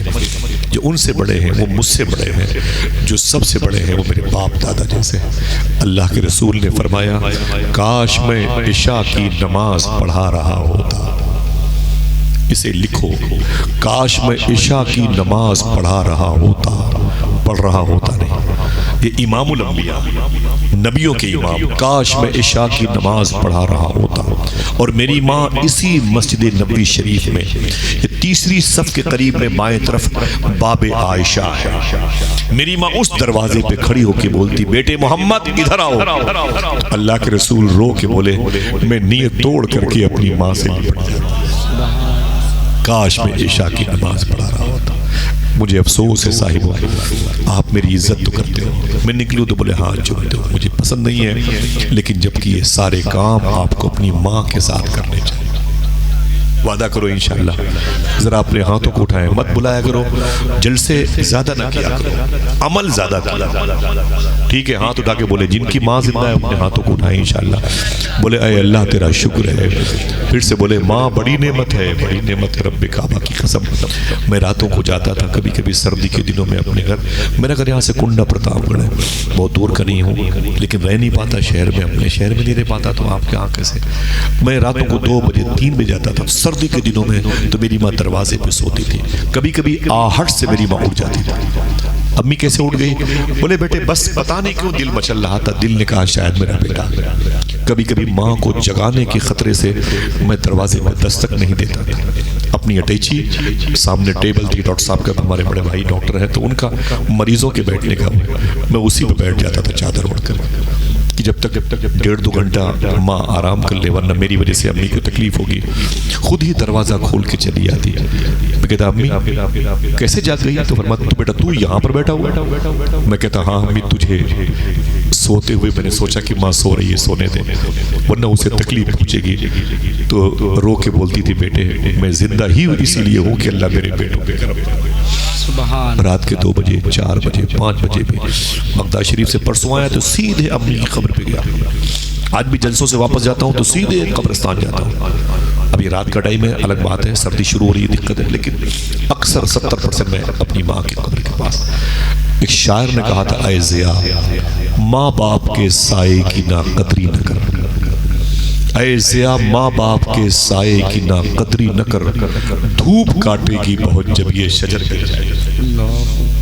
اگر شعر فہم ہے سمجھتے ہیں تو آپ اسے یاد کر لیں، میرے باپ کی ڈائری پر یہ شعر لکھا ہوا ہے، دھوپ کاٹے گی بہت جب یہ شجر گر جائے گا۔ صاحبو گھر میں ماں سے بڑی کوئی نعمت نہیں ہوتی، وعدہ کرو کبھی ڈانٹو گے تو نہیں ماں کو انشاءاللہ، کبھی ماں کو ڈانٹنا نہیں، جب بھی گھر سے نکلنا ماں کا ہاتھ چوم کر نکلنا انشاءاللہ۔ کام کیا بنے گا، کام جو سوچو گے انشاءاللہ پہلے سے بن کے تیار رہے گا، جو بھی مشکلیں آئیں گی ان کی مدتیں بہت کم ہوں گی انشاءاللہ۔ ماں کی دعا سے آسانیاں پیدا ہوں۔ اللہ کے رسول صلی اللہ علیہ وسلم اپنی ماں کی قبر پہ 6 یا 8 مرتبہ تشریف لے گئے اور بہت روئے تھے، بہت روئے تھے۔ میری ماں کہہ کے بلاتے تھے۔ اپنی ماں کی عمر کی عورتوں سے حضور بڑی محبت فرماتے تھے، فرماتے تھے حلیمہ کو دیکھ کر یہ میری ماں ہے، ام ایمن کو دیکھ کے یہ میری ماں جیسے میری ماں ہے۔ اپنی عمر کی ماں کی عمر کی عورتوں سے حضور محبت فرماتے تھے۔ وعدہ کرو انشاءاللہ ماں کو جھڑکو گے تو نہیں۔ باپ بڑا پیارا ہوتا ہے، ماں کی محبتیں ظاہر ہوتی ہیں اور باپ کی محبت ظاہر نہیں ہوتی ہے۔ باپ دل میں اپنے بیٹے کا غم لے کے مسوستا رہتا ہے اور اپنی تنہائیوں کو بے قراری سے گزارتا ہے، اسے ظاہر نہیں کرتا ہے۔ ہاتھوں میں چھالے پڑ جائیں لیکن بیٹوں کے چہروں کی خوشی دیکھ کر کے وہ مطمئن رہتا ہے۔ ماں باپ بہت بڑی نعمت ہے، وعدہ کرو انشاءاللہ ان کا احترام کریں گے۔ آپ میں سے اگر کسی کی ماں کسی کے باپ کا انتقال ہو گیا، شہر کی کسی بھی قبرستان میں وہ ہیں تو کوشش کر کے 1 ہفتے کے اندر ان سے جا کے ملاقات کر لیا کرو۔ وعدہ کرو انشاءاللہ۔ یار کہاں کہاں گھوم لیتے ہیں، وہاں کی ربڑی مشہور ہے وہاں چلے گئے، وہاں کی پنیر مشہور ہے وہاں چلے گئے، وہاں کا شیرمال مشہور ہے وہاں چلے گئے، وہاں کا رسگلہ مشہور ہے وہاں چلے گئے۔ یار ماں کی محبت سب سے زیادہ مشہور ہے میرے بھائی، جا کے مل لیا کرو انشاءاللہ۔ بولے قبرستانوں پہ جایا کرو، کچھ دیر بیٹھا کرو۔ صوفیہ فرماتے ہیں قبرستانوں پہ جاؤ تو خالی ہاتھ مت جاؤ، یہ 500 روپے کا پھول لے کے مت جاؤ۔ سرکاروں کی بارگاہ میں جاؤ 10 روپے کا پھول پیش کرو، خادموں کی خدمت کرو۔ قبرستانوں پہ جاؤ تو صوفی صاحب فرماتے ہیں 1 پاؤ چینی لے لو، 5-10 روپے کا پارلے بسکٹ لے لو، کوے چڑیا کھا ڈالیں گے، چینی ڈال دو گے تو چونٹیاں کھا ڈالیں گے، تمہاری ماں کے لیے میٹھی میٹھی دعا کریں گے۔ اور قبرستان پہ جاؤ، نہیں پڑھنا آتا تو جا کے چادر بچھا کے بیٹھو، وہیں پر بیٹھو جا کے۔ یہ سوچ کے مت جاؤ کہ اس قبرستان میں اگر 100 مردے ہیں تو یہاں پر میری ماں اور میرے باپ دفن ہے، بلکہ یہ سوچو کہ اگر یہاں 100 مردے ہیں تو مدینے والے آقا یہاں 100 مرتبے آ چکے ہیں۔ وعدہ کرو ماں سے محبت کرو گے۔ غوث پاک نے محبت فرمائی، ماں نے کہا جا میرے بیٹے۔ اچھا ماں نے کیا کہا؟ کس شہر میں غوث پاک کو آنا تھا؟ جیلان سے بغداد۔ کہاں؟ اونچی بولیں، بغداد۔ اب یہ دوری ہے، وہ جیلان ایران میں ہے، بغداد عراق کی راجدھانی ہے۔ یہاں آنا تھا تو ایران بغداد کیسا شہر تھا بتا دوں؟ بڑے بڑے اولیاء تو اس شہر میں تھے، لیکن جب غوث پاک اس شہر میں انٹری کر رہے تھے 2 بیماریاں بڑی مشہور تھیں یہاں۔ لڑکیاں ننگی گھومتی تھیں، میں نے اس لیے اوپن بات کی کہ آپ سمجھ لو، ثقیل بات میں نہیں کی، بھاری بھرکم نہیں کہا۔ لڑکیاں بے لباس بغداد میں ٹہلتی تھیں، مسلمان۔ اسلامی کلچر ایک دم تباہ و برباد ہو چکا تھا۔ ایک ایک نوابوں کے راجاؤں کے گھروں میں 500 لڑکیاں ہوتی تھیں جن کی عزتوں سے یہ کھلواڑ کرتے تھے۔ خلافت فاطمیہ کو امام سیوطی نے خلافت خبیثہ کہا، صرف اس دور میں عیاشی ہوتی تھی۔ جب غوث پاک آئے تو لڑکیاں اتنا کم لباس پہن کے بغداد کی گلیوں میں ٹہلتی تھیں، جو پرہیزگار لوگ تھے وہ نقاب اوڑھ کے چلا کرتے تھے۔ اللہ، حجاب کی دکانوں پہ لڑکیاں نہیں بلکہ پرہیزگار لوگ نظر آتے اور خیاط درزی سے بولتے کہ میرے سائز کا نقاب بنا دے، تاکہ ان لڑکیوں کے ننگے پن کے فتنوں سے ہم بچ جائیں۔ لڑکیاں اس قدر بے لباس ہوتی۔ ایک بیماری، دوسری بیماری کیا ہے بتاؤں؟ وہ رافضیت کی تھی، جن لوگوں نے سرکار صدیق اکبر عمر فاروق اعظم کو گالی دینے کا ایک ماحول بنا رکھا۔ یہ 2 بیماریاں بغداد میں تھی۔ بو علی شاہ قلندر پانی پتی رحمت اللہ تعالیٰ علیہ کے روزے کے قریب میں ایک شاعر لیٹا ہوا ہے، الطاف حسین حالی، بہت صاف ستھرے عقیدے کا آدمی نہیں ہے۔ شعر اس نے کہا تھا وہ نبیوں میں رحمت لقب پانے والا، مرادیں غریبوں کی بر لانے والا۔ لیکن معلوم ہے اس نے کیا کہا اس ہندوستان کے بارے میں؟ اللہ کا فضل ہے کہ ہندوستان کی زمین پر شیخ عبد القادر جیلانی تو نہیں آئے، لیکن ان کے ماننے والوں کی اتنی بڑی جماعت ہندوستان کے ہر شہر میں پھیلی ہوئی ہے اور اگر کہیں قادری سلسلے کے بزرگ ہندوستان میں نہیں آتے تو رافضیت کی وجہ سے ہندوستان کی سنیت ختم ہو جاتی۔ یہ الطاف حسین حالی نے کہا تھا۔ یہ حضور غوث اعظم کا فیضان ہے کہ آپ کے دل میں صحابہ کی محبت ہے۔ ذرا ہاتھوں کو اٹھا کے بول دو لبیک یا غوث اعظم۔ آپ کی ماں نے کیا کہا تھا؟ اب آپ کی ماں کو یہ کہنا چاہیے بیٹے بغداد جا رہے ہو، وہاں تو لڑکیاں بے لباس ٹہلتی ہیں، بغداد میں رافضیت کا غلبہ ہے، رافضیت سے بچ کے رہنا، لڑکیوں کی عریانی پن سے بچ کے رہنا، یہ ماں کو بتانا چاہیے۔ یہ تو اصول ہے بھائی، ہمارے بچے پڑھتے ہیں، ہم بھی یہ کہتے ہیں بیٹا وہاں جاتے ہو وہاں یہ فتنہ ہے بچ کے جانا، وہاں یہ ٹاکیز ہے، فلم ہے، وہ پارک ہے، وہ کیا مطلب بیٹا؟ ہم اسے سمجھاتے ہیں۔ حضور غوث پاک کی امی نے یہ نہیں کہا اے میرے بیٹے وہاں رافضیت سے بچ کے رہنا، اے میرے بیٹے عریانی لڑکیوں سے بچ کے رہنا۔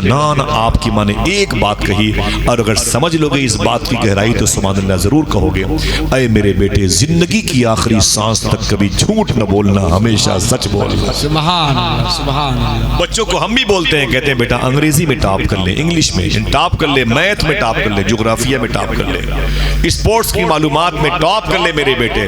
صوفی صاحب فرماتے ہیں کبھی بچوں سے کہو کہ اے میرے بیٹے سچ بولنے میں بھی ٹاپ کر لے۔ سبحان اللہ آئے ہاں ذرا پیار سے کہہ دو سبحان اللہ۔ سبحان اللہ۔ کیا شان ہے حضور غوث پاک۔ آئے تو بغداد شریف میں رات ہو چکی تھی، میں پرسوں آیا، اور آنے سے ایک دن دو دن پہلے میں بغداد شریف میں اس گھر میں گیا تھا، پہلی مرتبہ گیا تھا کرادہ مارکیٹ میں، شورجہ جو ایشیا کی سب بڑی مارکیٹ ہے، میں ادھر کبھی نہیں گیا اپنی لائف میں، لیکن اس دن گیا تھا ایک گھر کی زیارت کے لیے۔ اسی گھر میں حضور غوث اعظم سرکار تشریف لائے تھے، بڑا پرانا گھر ہے ماشاءاللہ، اس کی تصویر میرے پاس موجود ہے۔ حضور غوث اعظم سرکار نے وہاں قیام، پہلی مرتبہ جب رات میں آئے نا بغداد شریف میں، تو آپ نے وہیں پر قیام فرمانا شروع کیا تھا۔ صبح کلاس روم میں داخل ہوئے، شیخ حماد دباس حدیث شریف پڑھا رہے تھے۔ سنیں آپ، جیسے کلاس روم میں غوث پاک داخل ہوئے سب سے پیچھے بیٹھ گئے، تو شیخ حماد دباس جو پروفیسر ہیں بولے یہ لڑکا جو بھئی اندر آئے نا اس کو اٹھا کے باہر پھینکو، باہر کرو۔ تو اسٹوڈنٹس لگ گئے، غوث پاک کا بازو پکڑا، اٹھا کے باہر کر دیا۔ حضور غوث پاک نے کچھ نہ کہا، جیسے دروازے کے باہر آئے وہ بچے اندر گئے، پھر غوث پاک باہر سے اندر گئے، پھر جا کے بیٹھ کے حدیث شریف پڑھے۔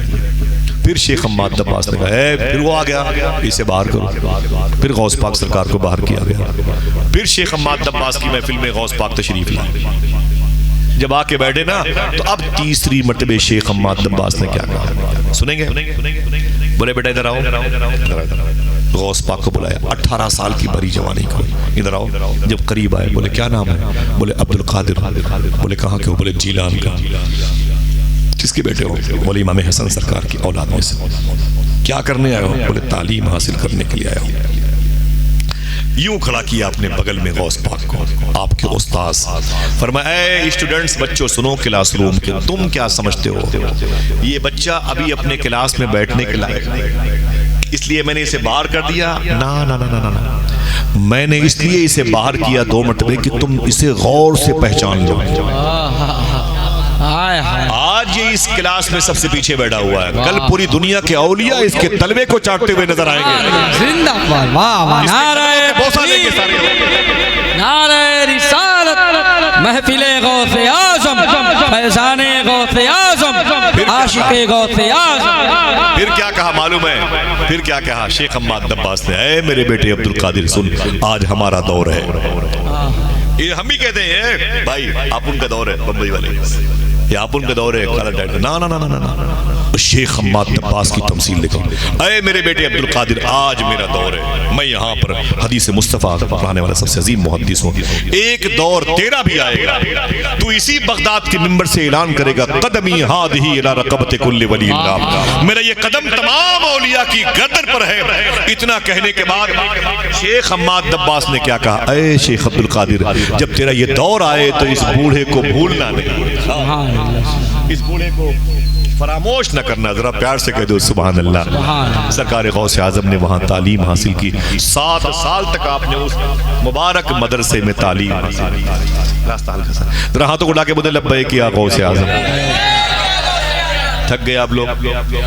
ہاں غوث پاک سرکار، بھائی بات جب کسی ولی کی درویش کی عالم کی ہوگی لوگ سمجھیں لکیر کے فقیر رہے ہوں گے، بھائی بڑے پیسے تھے غوث پاک کے پاس.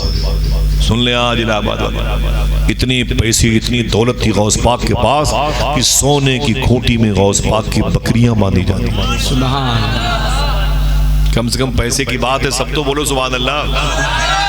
سمجھ رہے ہیں آپ, اتنی دولت تھی غوث پاک کے پاس, لیکن معلوم ہے ہمیشہ آپ جب بیٹھتے تھے نا, نذرانہ دینے والے لوگ آتے تھے نا آپ کو, غوث پاک کو, تو کبھی پیسے کو ہاتھ نہیں لگاتے تھے, مصلہ اٹھا کے بولتے ہیں اس میں ڈال دو.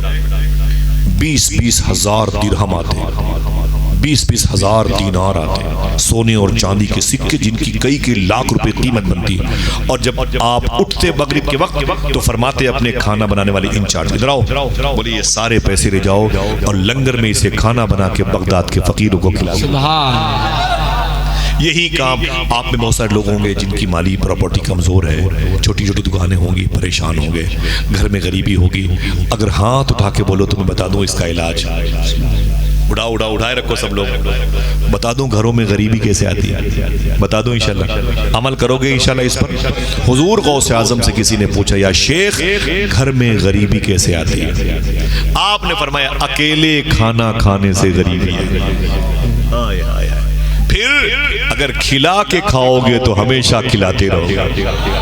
وعدہ کرو انشاءاللہ. ابھی جو چند دن بچے ہیں نا بغداد شریف والے کے نام سے اس مبارک مہینے میں, جو 2-4 دن ہی صحیح اس میں لنگر کرتے رہو انشاءاللہ. بولے 10-20 لوگ مل کر کے غریبوں کو کھلاؤ. کسی کا دین دھرم نہ دیکھو, مسلم ہے کہ نان مسلم ہے, رکشے والا ہے کہ وہ جوتے پالش کرنے والا, اسے کھلاتے پلاتے رہو. حضور غوث اعظم نے کیا فرمایا, آپ کے لنگر خانے پہ لکھا ہوا ہے, میں نے نیکیوں کی فائل الٹ پلٹ کے دیکھی, لیکن اللہ کی بارگاہ میں پبلک کو کھانا کھلانے سے بڑی نیکی مجھے نہیں. سبحان. یہی کام مسلمانوں نے چھوڑ دیا ہے. برا نہ مانے, ہم کیا کرتے ہیں نا, چلے گئے اسٹیشن پر چائے پینے کے لیے تو 30 روپے کا تیل جلائیں گے اور 20 روپے کی چائے پیئیں گے. وہیں پر ایک رکشہ والا کھڑا ہے, اسے ایک بسکٹ بھی نہیں دے سکتے. صحیح ہے کہ نہیں. وہیں پر ایک بھکاری کھڑا ہوا ہے, اس کو اب 10 روپے بھی نہیں, وہ ہندو ہے نا, مت دینا, وہ ہندو ہے, اور وہ سوچتا ہے مت دینا یہ مسلمان ہے. یار بھیک دینے میں مذہب کہاں سے آ گیا؟ اگر یہی بھیک دینے میں مذہب آڑے آتا تو ہمارے باپ دادا کو خواجہ صاحب کلمہ نہ پڑھاتے. صحیح ہے کہ نہیں بھائی جان؟ بختیار کاکی ان کو بگاؤ, یہ سب ہندو ہیں. نا, اگر اجمیر شریف میں کوئی لڑکی جوان ہوتی ہندو مذہب کی, اس کی شادی کی فکر اس کے باپ سے زیادہ غریب نواز کو رہا کرتی. سبحان. ہاں ہم نے, اچھا اب بتا دوں آپ سے, یہ جو لڑائیاں ہو رہی نا بریلی میں, یہاں وہاں, بریلی شریف میں, معلوم ہے ان لڑائیوں کی وجہ کیا ہے؟ بتا دوں آپ سے کہ اختلاف کیوں ہوتا ہے, اختلاف کیوں پیدا ہوتا ہے, محبتوں میں کمی کیسے آ گئی. میری بات سمجھ رہے ہیں؟ ایک دوسرے کے ساتھ رہتے رہتے یہ لڑائیاں کیسے ہوتی ہیں. ہم تو ہوٹلوں میں ساتھ میں رہتے تھے, چائے خانوں پہ ساتھ میں رہتے تھے, کاروبار ساتھ میں کرتے تھے, اسکول برابر آتے جاتے تھے, پھر یہ لڑائیاں کیسے ہو گئی؟ وعدہ کرو اس بات کو یاد رکھو گے, یہ ہماری کمی کی وجہ سے ہے. بتا دوں کیا؟ ارے شعیب بھائی اجازت دیا, ماشاءاللہ مدینہ شریف کے ساتھ بتا دوں کیوں؟ بڑی اہم بات ہے. فرماتے ہیں صوفی صاحب اللہ کہ مسلمانوں کے پیسوں میں اللہ نے نرمی رکھی.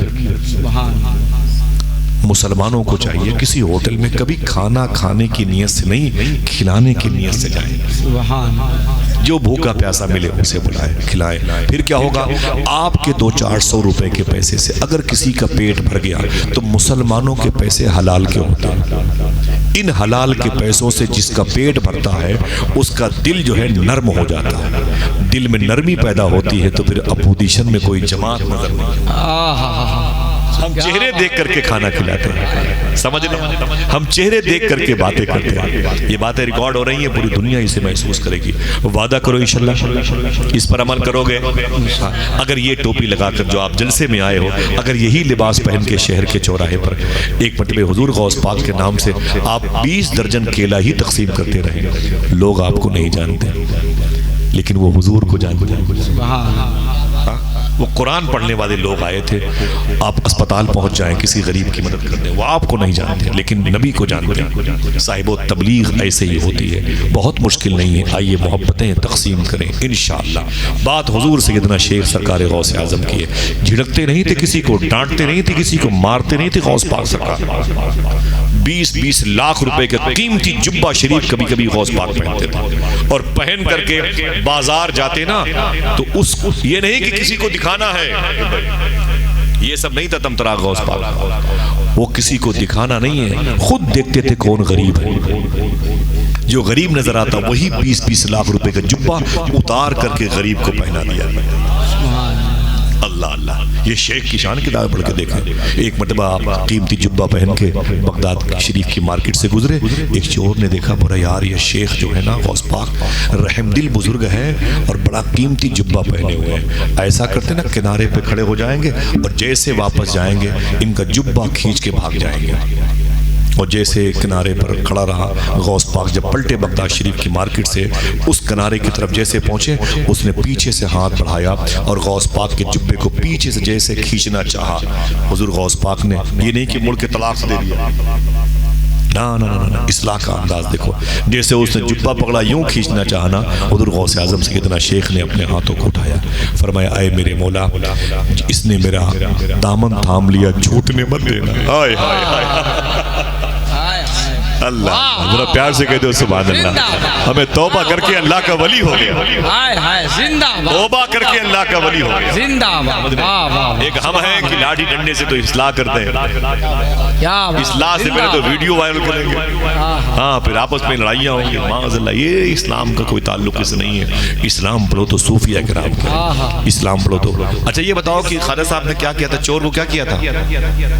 ایک چور جو غوث پاک کے آیا تھا اس کو کیا کیا تھا, کون سی پوسٹ دی تھی؟ ولی ابدال بنایا تھا. ایک چور جب غوث پاک کے آیا تو اسے ابدال بنایا. آپ چلو گے نا بغداد شریف, تو میں انشاءاللہ ان کی مدار شریف پہ لے کے چلوں گا. چلو گے نا؟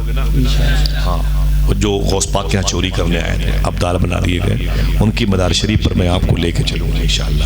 ٹھیک ہے, میں ایک مرتبہ بھیونڈی میں ان کی مدار شریف کی کچھ تبرکات لائے تھے, وہ چادر شریف تھی, تو بہت ساری چیزیں میں نے زیارت کروائی تھی میرے دوست سے قاری قطب الدین صاحب. تو میں نے کہا کہ بھائی یہ فلاں جگہ کی فلاں جگہ کی فلاں جگہ چادر ہے, اور یہ جو چادر ہے نا پیلے کلر کی, یہ اس بزرگ کی مدار شریف کی ہے جو غوث پاک کے یہاں چوری کرنے آئے تھے, ابدال بنا دیے گئے. ایک صاحب وہی چادر غائب کر دیا.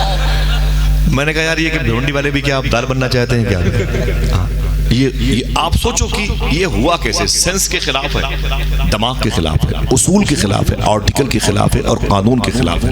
مجھے آپ بتانا جلدی, اگر کوئی چور پکڑا جائے تو کیا اسے ڈی آئی جی بنایا جائے گا؟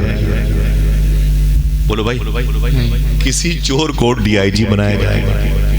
ہاں بولو, آئی جی, اور نیچے آئے آئی پی ایس, آئی ایس, اور نیچے آئے D M, H D M بنایا. بولو بھائی, بنایا جائے گا؟ پھر کیسے؟ ایک چور اگر ڈی آئی جی بننا چاہتا تو کیسے بنے گا؟ پہلے اس چور کو سزا بھگتنی پڑے گی, پھر چوری سے باز رہنا پڑے گا, پھر وہ اپنا تعلیمی جو ڈگریاں ہیں, لیاقت ہے, اس پر محنت کر کے وہ پھر ہوم گارڈ, یہ پولیس والے, یہ آرمی والے, ملٹری والے, اس ڈگر سے نکلتے نکلتے نکلتے نکلتے وہ پرموشن کرتے کرتے آگے نکل جائے گا. کریکٹر صحیح کرے, ڈگریاں مضبوط رکھے, محنت کرے تو آگے نکل جائے گا. اس کے لیے بڑے پاپڑ بیلنے پڑتے ہیں. اور غوث پاک نے کیا کیا؟ چور کو ہی ابدال بنا دیا. اور ابدال کوئی چھوٹی موٹی پوسٹ نہیں ہوتی صاحبوں, سنیں ابدال کتنی بڑی پوسٹ ہوتی ہے. مولا علی فرماتے ہیں کہ ایک وقت میں دنیا میں 40 ابدال ہوتے ہیں, جن میں سے 25 ملک شام میں رہتے ہیں, 15 پوری دنیا میں رہتے ہیں, 15 پوری دنیا میں رہتے ہیں, 193 ملکوں میں رہتے ہیں. ان کی دعا سے اللہ زمین پر بارش برساتا ہے. سبحان, یہ ابدال کا کام ہے. اگر یہ نہ ہو شہر میں, دعا نہ کریں تو بارش نہ ہو. حالانکہ اللہ ان کا محتاج ہے.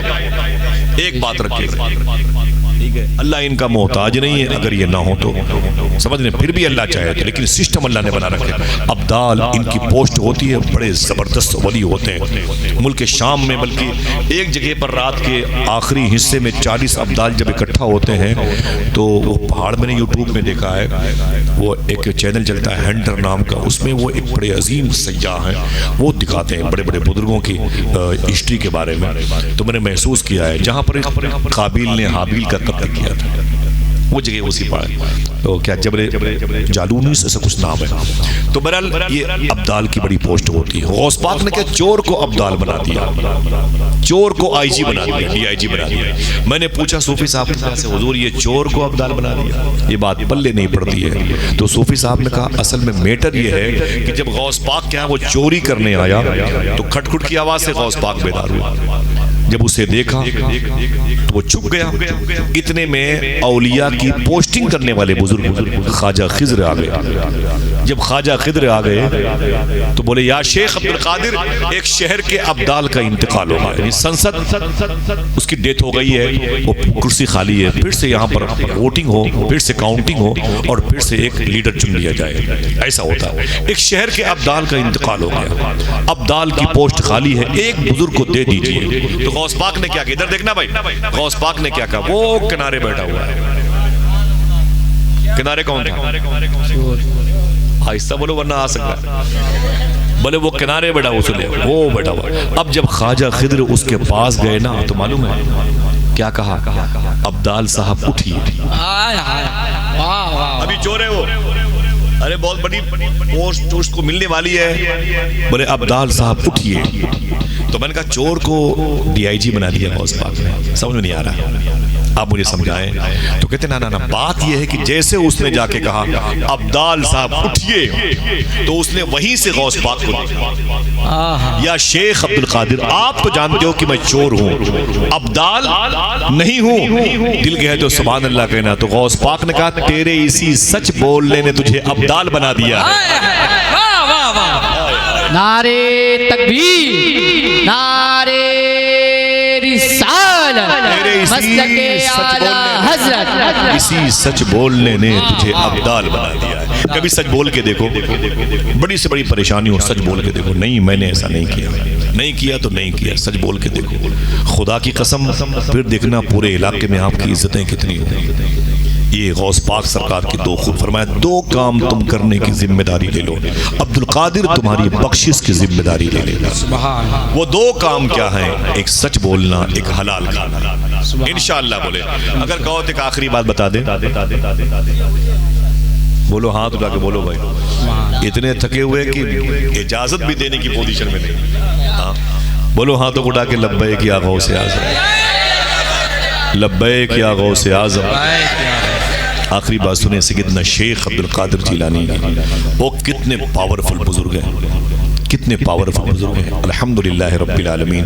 سیدنا شیخ کی حیات مبارکہ میں آپ کے دیکھیں سچوں کا سردار ہو تو ایسا ہو، جو پہلے والے بزرگ تھے، جو بعد والے بزرگ ہیں، جو درمیانہ قد پایا، وہ بھی بڑے محبان شیخ کہلائے، غوث پاک کی عقیدت مند کہلائے۔ ایک بڑے عظیم بزرگ ہیں، ان کا نام ہے شیخ علی ابن حیتی۔ آپ فرماتے ہیں کہ میں حضور غوث اعظم کے ساتھ سفر کر رہا تھا، اور جو بیلٹ تھا سفر کرنے کا وہ شونیزیہ کا علاقہ تھا۔ اسی علاقے میں قبرستان میں ایک عظیم بزرگ ہیں داؤد طائی، یہ مولا علی کے پوتے ہیں، خواجہ حبیب اجمی کے خلیفہ، حسن بصری کے یہ لاڈلے پر پوتے سلسلے کے اعتبار سے۔ اسی قبرستان میں دل کہے تو بولو شیخ جنید بغدادی لیٹے ہوئے، اسی قبرستان میں ان کے پیر شیخ سری سختی لیٹے ہوئے، اسی قبرستان میں وہ مٹی کا گھروندہ بنا کے اسے جنت کہہ کے بیچنے والے بہلول دانا، اسی قبرستان میں ذوالنون مصری لیٹے ہوئے۔ میں ابھی داؤد طائی کی مدار شریف اندر ہے، ادھر پولیس والوں کا بڑا غلبہ رہتا ہے، میں بڑا پریشان تھا ان کی مدار شریفہ پر جانے کے لیے۔ میں بس سے بیٹھا ہوا تھا، اچانک 4-5 بسیں تھیں زائرین کی، وہ بس اچانک وہیں کھڑی ہو گئی۔ تو میں نے کہا ادھر کیسے لے کے آ گئے؟ تو ڈرائیور نے کہا یار مجھے نہیں پتا، میں سمجھا کہ باپ مین یہی ہے، میں یہاں لے کے آ گیا۔ ارے میں نے کہا ادھر نہیں ادھر چل، یہ پولیس چھاونی ہے، ادھر کیسے لے کے آ گئے؟ بس گھماؤ شیخ معروف کرخی میں جانا تھا، میں کہا ادھر لے کے چلو، ادھر کیسے آ گئے؟ پھر جب میں باہر اترا نا تو میں بڑا تاڑی آدمی، تو میں نے کہا یار یہ تو جگہ مجھے آنے والی، میں یہاں آنا چاہتا تھا، اب آ گیا ہوں پولیس کسٹڈی میں، تو پھر میں نے کہا ایسا کرو جلدی سے بٹھایا مسافر ہو اور 3 بس والوں نکل لو، ادھر جاؤ تم لوگ۔ وہ تینوں بس کے زائرین بیٹھ گئے، نکل گئے۔ میں نے اپنے ڈرائیور سے کہا رکو، اس کو میں نے کچھ پیسے دیے، میں کہا رکو تم رکو۔ میں نے کہا مجھے بھائی شیخ داؤد تائی کہاں لیٹے ہوئے ہیں؟ بولے 2 منٹ کا، بولے 2 دقیقہ بس قدوم، 2 منٹ کا فاصلہ ہے پیدل کا۔ میں دوڑتے ہوئے گیا تو سیدھے پولیس والے کے ساتھ وہ نکل کے باہر آ گیا۔ بولے کیا بات ہے؟ میں نے کہا السلام ورحمۃ اللہ، مجھے شیخ داؤد تائی ذریع ہے۔ اس نے کہا بس بس بس مستقیم سامنے سامنے۔ خدا اب جب میں گیا تو بہت بڑی قبرستان ہے، میں نے کہا یار اب یہاں کس سے پوچھوں؟ تو دیکھا تو گنبد شریف نظر آیا کئی، تو میں ڈھونڈتے ہوئے بھاگا تو ایک قبر شریف کے قریب جیسے گیا، اوپر لکھا تھا شیخ سلیمان داؤد تائی۔ 15 سال سے میں ان کے روزے پہ جانا چاہتا تھا۔ ابھی 5-6 دن پہلے میں گیا، بہت لپٹ کے رویا۔ میں نے کہا سرکار آپ نے آخر بلائی لیا اپنی بارگاہ میں۔ میرے سارے دوست پریشان کے بغیر پاسپورٹ کے اندر چلا گیا، پولیس والے میں آیا تو دوڑتے ہوئے آیا تو میرے حاجی صاحب بولے یار کہاں تم پھنس گئے تھے؟ ارے میں نے کہا میں داؤد تائی سرکار سے ملنے چلا گیا تھا۔ یہ میری بڑی، آپ یوٹیوب میں جائیں گے، ان کا نام سرچ کریں گے، ان کی ہسٹری پڑھیں گے تو طبیعت خوش ہو جائے گی۔ بہت بڑے بزرگ ہیں یہ، خواجہ حبیب اجمی کے خلیفہ ہیں، اور خواجہ حبیب اجمی حسن بصری کے خلیفہ ہیں۔ کون حسن بصری؟ جو مولا علی کے خلیفہ ہیں، جنہوں نے حضور کی بیوی امی سلمہ کا دودھ پیا۔ سبحان اللہ، بڑے تمطراق والے بزرگ ہیں، بڑی عظیم شان شیخ ہیں، یہ وہیں سب لیٹے ہوئے ہیں۔ تو علی ابن ہیتی کہتے ہیں میں غوث پاک کے پیچھے بھی چلتا تھا اور غوث پاک چل رہے تھے، اچانک ایک قبر شریف کے قریب حضور غوث پاک بیٹھ گئے۔ بس یہ آخری بس بیٹھ گئے غوث پاک سرکار، تو اپنے ہاتھوں کو اٹھا کر کے حضور غوث اعظم سیدنا شیخ دعا کرنے لگے۔ بہت دیر ہو گئی، میں دیکھتے پریشان ہو گیا، شیخ دعا کر رہے ہیں، بہت دیر تک دعا کرتے کرتے کرتے کرتے بہت دیر ہو گئی۔ وہ اپنا دست مبارک چہرے پر پھیرا، فرمایا چلو علی ابن ہیتی۔ میں نے کہا چلو شیخی۔ جب آگے نکلے تو میں نے کہا یا غوث پاک یہ قبر کس کی ہے؟ فرمایا میرے استاذ کی ہے۔ یہ قبر حماد دباس کی، میرے استاذ کی ہے۔ میں نے کہا یہ آپ کے استاذ کی ہے، اتنی دیر تک آپ نے فاتحہ خوانی کیوں کی؟ فرمایا کہ جب میں نے ان کی قبر میں دیکھا تو میں نے کہا ذرا سا ملاقات کر لوں، اور ایسا ویسا نہیں غوث پاک ملاقات کرتے۔ امام احمد ابن حنبل کی قبر شریف پہ گئے نا اور سلام کیا تو قبر شریف سے نکل کے باہر آ گئے۔ غوث پاک سے پہلے 300 سال پہلے کے بزرگ ہیں شیخ معروف کرخی، جب ان کے روزے پر گئے غوث پاک تو سلام کیا، فرمایا او شیخ معروف کرخی میں آپ سے 1 درجہ بڑا ہوں، جبکہ آپ کے سگے پردادا کے پردادا کے دادا ان سے کہہ رہے ہیں غوث پاک میرا امام کیوں نہ کہے جو ولی قبل تھے یا بعد ہوئی یا آپ کو تکلیف ہوتی ہے ہمیں تکلیف ہوتی ہے، ایسا کیسے ہو گیا؟ یہ شیخ معروف کرخی غوث پاک سے کے پردادا کے پردادا کے دادا کو تو بتا دوں، غوث پاک کے پیر کا نام ہے شیخ ابو سعید مخزومی، ان کے پیر ہیں شیخ ابو الحسن علی قرشی الہنکاری، ان کے پیر ہیں ابو الفرات الطوسی، ان کے پیر ہیں شیخ عبد الواحد تمیمی، ان کے پیر ہیں شیخ ابوبکر شبلی، اور ان کے پیر ہیں شیخ جنید بغدادی، ان کے پیر ہیں شیخ سری سختی، ان کے پیر ہیں شیخ معروف کرخی۔ اللہ اللہ اللہ، ان کے روضے پہ گئے، بولے فرمایا غوث پاک نے کہ میں آپ سے 1 درجہ سمجھ رہے ہیں، میں آپ سے 1 درجہ بڑا ہوں۔ پھر فرمایا نہیں 1 نہیں، خود فرماتے غوث پاک 1 نہیں 2 درجہ بڑا ہوں۔ جیسے اتنا کہا شیخ معروف کرخی کے روزے سے آواز آئی او شیخ عبد القادر جیلانی درجے تو آپ ہی کے لیے بنائے گئے، اور ایسا درجہ ایسا مرتبہ ایسا اسٹیٹس غوث پاک کا ہے کہ صوفی سلطان میاں فرماتے ہیں غوث پاک کا اتنا بڑا مرتبہ ہے، جو سمجھے گا وہی بولے گا، اور جو اب تک نہ بولا ہے سمجھ کے بولنے والوں کو دیکھ کے بولے شاید کام بن جائے۔ فرماتے ہیں صوفی صاحب قبلہ کی غوث پاک کا اتنا بڑا مرتبہ ہے، اتنا بڑا مرتبہ ہے کہ ابھی مرتبے کو بھی خبر نہیں کہ کتنا بڑا مرتبہ ہے۔ نعرہ تکبیر، ہاتھوں کو اٹھائیں، ہاتھوں کو اٹھائیں، نعرہ تکبیر، نعرہ رسالت، محفل غوث اعظم، عاشق غوث اعظم، نعرہ تکبیر۔ میرا امام کہتا ہے سر بھلا کیا کوئی جانے کہ ہے کیسا، سر بھلا کیا کوئی جانے، کسی کی طرف اشارہ کہ سر بھلا تو نہیں جان سکتا، نہ کیا کوئی جانے، ہر دور میں ایک آ جائے گا سر بھلا کیا کوئی جانے، کیا کوئی جانے کہ ہے کیسا تیرا، اولیاء ملتے ہیں آنکھیں وہ ہے طلب، یہ شیخ کی شان ہے.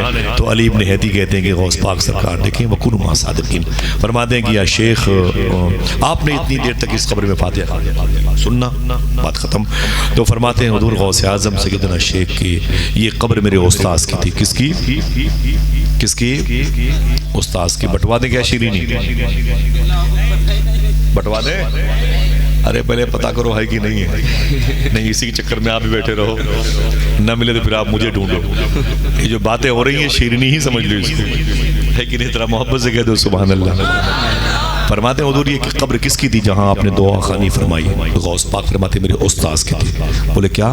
بولے جب نکلا تو میں نے کہا اچھا سے ملاقات کر لوں استاذ سے. قبر شریف میں تھے. بولے جب میں نے سلام کیا تو جواب سنائی دیا. پھر میں نے کہا ذرا دیکھوں کس کنڈیشن میں. دیکھا تو ان کی قبر جنت کے باغوں میں سے ایک باغ تھا. سر پر جنتی تاج رکھا ہوا تھا, چہرے پر تازگی تھی, میگنیٹ سسٹم تھا جنت, بہاریں تھیں, جسم پر جنتی لباس تھا, خوشبو تھی جنتیوں کی. پورا جو ان کا حجرہ تھا قبر کا جو بلڈ تھا وہ نور نور تھا. میں بڑا خوش ہوا کہ میرے استاذ بڑے منصب پر ہیں, بڑی پوسٹ پائی ہے جنت میں. لیکن جب میں نے غور سے دیکھا تو میرے استاذ کا داہنا ہاتھ وکلانگ ہو چکا تھا, یوں خراب تھا, یوں جھول رہا تھا. میں نے کہا استاذی. فرمایا کیا بات ہے؟ میں نے کہا یہ آپ کا ہاتھ کیسے خراب ہے؟ تو رونے لگے. بولے شیخ عبد القادر تجھے یاد ہے جب تو جامعہ قادریہ میں میرے ہاں پڑھنے کے لیے آیا تھا تو کچھ تیرے ہم سبق کلاس روم اسٹوڈنٹس میرے ساتھ تیرے تو اور ان کے ساتھ سب مل کر کے چل رہے تھے نہر دجلہ کے قریب. ایک نہر ہے نہر دجلہ, غوث پاک کے مدار شریف سے 1.5 کلومیٹر کے فاصلے پر. تو فرمایا کہ جب تم اپنے دوستوں کے ساتھ, میں تمہارا استاذ تھا, آگے چل رہا تھا اور سردی بہت زیادہ تھی, تم بھی چل رہے تھے. اچانک پتہ نہیں مجھے کیا آیا, میں نے پیچھے مڑ کر کے تجھے زور سے دھکا مارا اور نہر میں گرا دیا. سردی مائنس پہ چل رہی اور تو جب گرا نا نہر دجلہ میں تیری پگڑی شریف بھیگ گئی, لباس تیرا بھیگ گیا, بہت پریشان ہوا. تو نچوڑا اور بھیگے ہوئے کپڑے کو نچوڑا ویسے ہی پہن لیا اور سردی نے عجیب غریب تجھ کو کیفیت دی تھی. لیکن تو کچھ نہیں کہا. اسٹوڈنٹس تیرا مذاق اڑانے لگے تو میں نے کہا اے خبردار شیخ عبد القادر کا مذاق نہ اڑاؤ, میں تو ان کے صبر کا امتحان لے رہا تھا. لیکن اے عبد القادر تو صبر کا پہاڑ نکلا. فرماتے ہیں بس اے شیخ عبد القادر میں کیا بتاؤں, میرا انتقال ہوا, اللہ کے حضور میں گیا. جب غوث پاک فرماتے پھر جب اللہ کے حضور میری پیشی ہوئی, شیخ حماد دباس غوث پاک سے فرماتے ہیں اللہ نے مجھ سے کہا تو حماد دباس ہے؟ میں نے کہا ہاں میرے مولا. تو نے حدیث شریف پڑھی پڑھایا؟ میں نے کہا ہاں میرے مولا. تیری توفیق سے. تو نے قرآن پڑھا اور پڑھایا؟ میں نے کہا تیرے چاہنے سے. تو نے میرے حبیب پر درود پڑھا؟ میں نے کہا تیری توفیق سے. اللہ کا تو بڑا زاہد شب زندہ دار تھا, راتوں کو میرا نام لیتا تھا. میں نے کہا تیری توفیق سے. اللہ کہتا اے حماد دباس تو بخش دیا جائے گا. سبحان اللہ. یہ جنتی لباس لے لے, یہ جنتی خوشبو لے لے, یہ جنتی تاج لے لے, یہ جنتی قالین کارپٹ لے لے. جا تیری قبر جو ہے جنت کے باغوں میں سے باغ ہے. غوث پاک فرماتے پھر یہ آپ کا ہاتھ؟ تو پھر شیخ حماد دباس روئے. بولے پھر اللہ نے کیا کہا؟ اے حماد دباس سب کچھ جنتیوں کا دوں گا تجھے, لیکن اس ہاتھ کی طاقت میں چھین لوں گا جس ہاتھ سے تو نے میرے عبد القادر جیلانی کو دھکے مارے. اللہ علماء کہہ رہے اے غوث وہ تیکھا تیرا, مر کے بھی چین سے سوتا نہیں مارا تیرا. یہ تو دشمنان شیخ کی طرف اشارہ ہے. یہاں تو بات ایک تعلیم اور ایک عظیم بزرگ کی بارگاہ میں سے ہمیں جو پیغام ملتا ہے ان کی طرف اشارہ ہے ہماری زبان کا. غوث پاک فرماتے اے علی میں رونے لگا, میں نے اپنے ہاتھوں کو اٹھا دیا, میں اپنے استاذ کی آنکھ کے آنسو برداشت نہ کر سکا. میں نے کہا میرے مولا میرے استاذ کے ہاتھوں کو درستگی عطا فرما, اسے مسلم تو بنا دے, ثابت عطا فرما دے, اس کے اندر تو طاقت و قوت ہونی چاہیے, اسے واپس کر دے. دل کہے تو سبحان اللہ کہنا. حضور غوث اعظم فرماتے اے علی ابن ہیتی جب میں اپنے ہاتھ کو اٹھا کے استاذ کی قبر شریف کے قریب بیٹھ کے دعا کر رہا تھا تو 5000 اولیاء کرام اپنی قبروں میں کھڑے ہو کے میری دعا پر آمین کہہ رہے ہیں. زندہ باد جب تک میرے استاذ کا ہاتھ درست نہ ہو گیا میں نے دعا بد نہ کی، جب ہاتھ درست ہو گیا تو میں نے دعا کی تکمیل کی، تو میرے استاذ مسکرائے تو میں مسکرایا، 5000 اولیاء اپنی اپنی قبروں میں آرام کرنے لگے۔ سبحان اللہ، یہ میرے شیخ کی شان ہے۔ حضور کے جسم کا سایہ نہیں تھا لیکن اس بے جسم سایہ کا سایہ شیخ عبد القادر جیلانی ہے۔ میرا امام کہتا ہے مصطفیٰ کے تنے بے سایہ کا سایہ دیکھا، جس نے میں دیکھا میری جان جلوے زیبا تیرا۔ ارادہ کر لو کہاں کے لیے؟ ہاں انشاءاللہ، ہاں تو اڑا کے بولو سب لوگ۔ صوفی صاحب فرماتے ہیں کہ اگر بغداد شریف جانے کا ارادہ کوئی کر لے تو سمجھ لو پہنچ۔ یار تو ذرا سا میری بات سمجھ رہے، ارادہ کوئی کر لے تو یقین کر لو پہنچ گیا، اور جو پہنچ گیا یقین کر لو کہ اس کی حاضری قبول ہو۔ اتنا فرق ہے شیخ کی بارگاہ میں دوسرے بزرگوں کی بارگاہ میں۔ صوفیہ فرماتے جب وہ روضہ غوث اعظم کو دیکھو، کوئی پوچھے کہاں سے آ رہے ہو تو یہ نہ کہنا کہ میں غوث پاک کی مزار شریف سے ہو کے آ رہا ہوں، یہ کہنا کہ میں غوث پاک کی زیارت کر کے آ رہا ہوں۔ ہائے ہائے اللہ اللہ، ذرا پیار سے بولو۔ کاش بغداد میں گھر اپنا بناتے جاتے، دیکھتے آپ کے دربار کو آتے جاتے، دیکھتے آپ کے دربار کو آتے جاتے۔ اور وہ غزل کے شاعر نے ایک شعر کہا تھا، مجھے یاد آتا ہے اکثر بغداد شریف میں کہ ہاتھ خالی ہے تیرے شہر سے جاتے جاتے، جان ہوتی تو میری جان لٹاتے جاتے، جان ہوتی تو میری جان لٹاتے جاتے، اور گلیوں سے تو کچھ بھی نہیں لینا مجھ کو، بس تجھے دیکھنے آؤں گا چلا جاؤں گا۔ شعر ہے، اور گلیوں سے تو کچھ بھی نہیں لینا مجھ کو، بس تجھے دیکھنے آؤں گا چلا جاؤں گا۔ یا شیخ اپنی دہلیز پہ کچھ دیر پڑا رہنے دے، جیسے ہی ہوش میں آؤں گا چلا جاؤں گا، جیسے ہی ہوش میں آؤں گا چلا جاؤں گا۔ عاقب بھائی کے تمام تر دوستوں کی اس مبارک پیشکش کو ایکسپٹ کرنے پر آپ سب بڑے منتخب چنے ہوئے لوگ ہیں۔ اللہ آپ سب کے دلوں میں غوث پاک کی محبت جاگزی فرمائے۔ وعدہ کرو انشاءاللہ سچ بولتے رہیں گے، حلال کھاتے رہیں گے۔ ہاتھوں کو اٹھا کے بولے انشاءاللہ نمازوں کی پابندی کریں۔ چند دن اور بچے ہوئے خاص مبارک مہینے کے، اپنے آس پاس دوستوں کی میجارٹی میں اس قدر لنگر تقسیم کرو کہ بچے پوچھیں چاچو یہ کیا ہے، کہنا غوث پاک کے مہینے کی آمد مبارک ہو ماشاءاللہ۔ اللہ آپ سب کو باغ و بہاریاں عطا فرمائے، اہل فلسطین پہ کرم فرمائے، روئے زمین پر جہاں جہاں اختلافات ہیں اسے محبتوں میں تبدیل فرمائے۔ ہم سب کو سادات کی تعظیم، اعلیٰ حضرت سرکار کے مسلک و مشرب پہ چلنے کی توفیق بخشے۔ جتنے لوگ یہاں پر بیٹھے ہیں سب کو حضور غوث پاک کی بارگاہ میں حاضری کا شرف عطا فرمائے۔ زندگی میں کوئی ایسی غلطی شرع کے خلاف ہوئی ہو توبہ کرتا ہوں، استغفر اللہ ربی من کل ذنب واتوب الیہ، لا الہ الا اللہ محمد رسول اللہ صلی اللہ علیہ وسلم۔ درمیان سے جس بھائی نے لگائے تھے نعرے پھر سے لگائے، اور کوئی ہے جو ایک نعرہ لگائے غوث پاک کی محبت میں؟ ماشاءاللہ، ذرا ہاتھوں کو اٹھا کے جواب دیجئے سب لوگ۔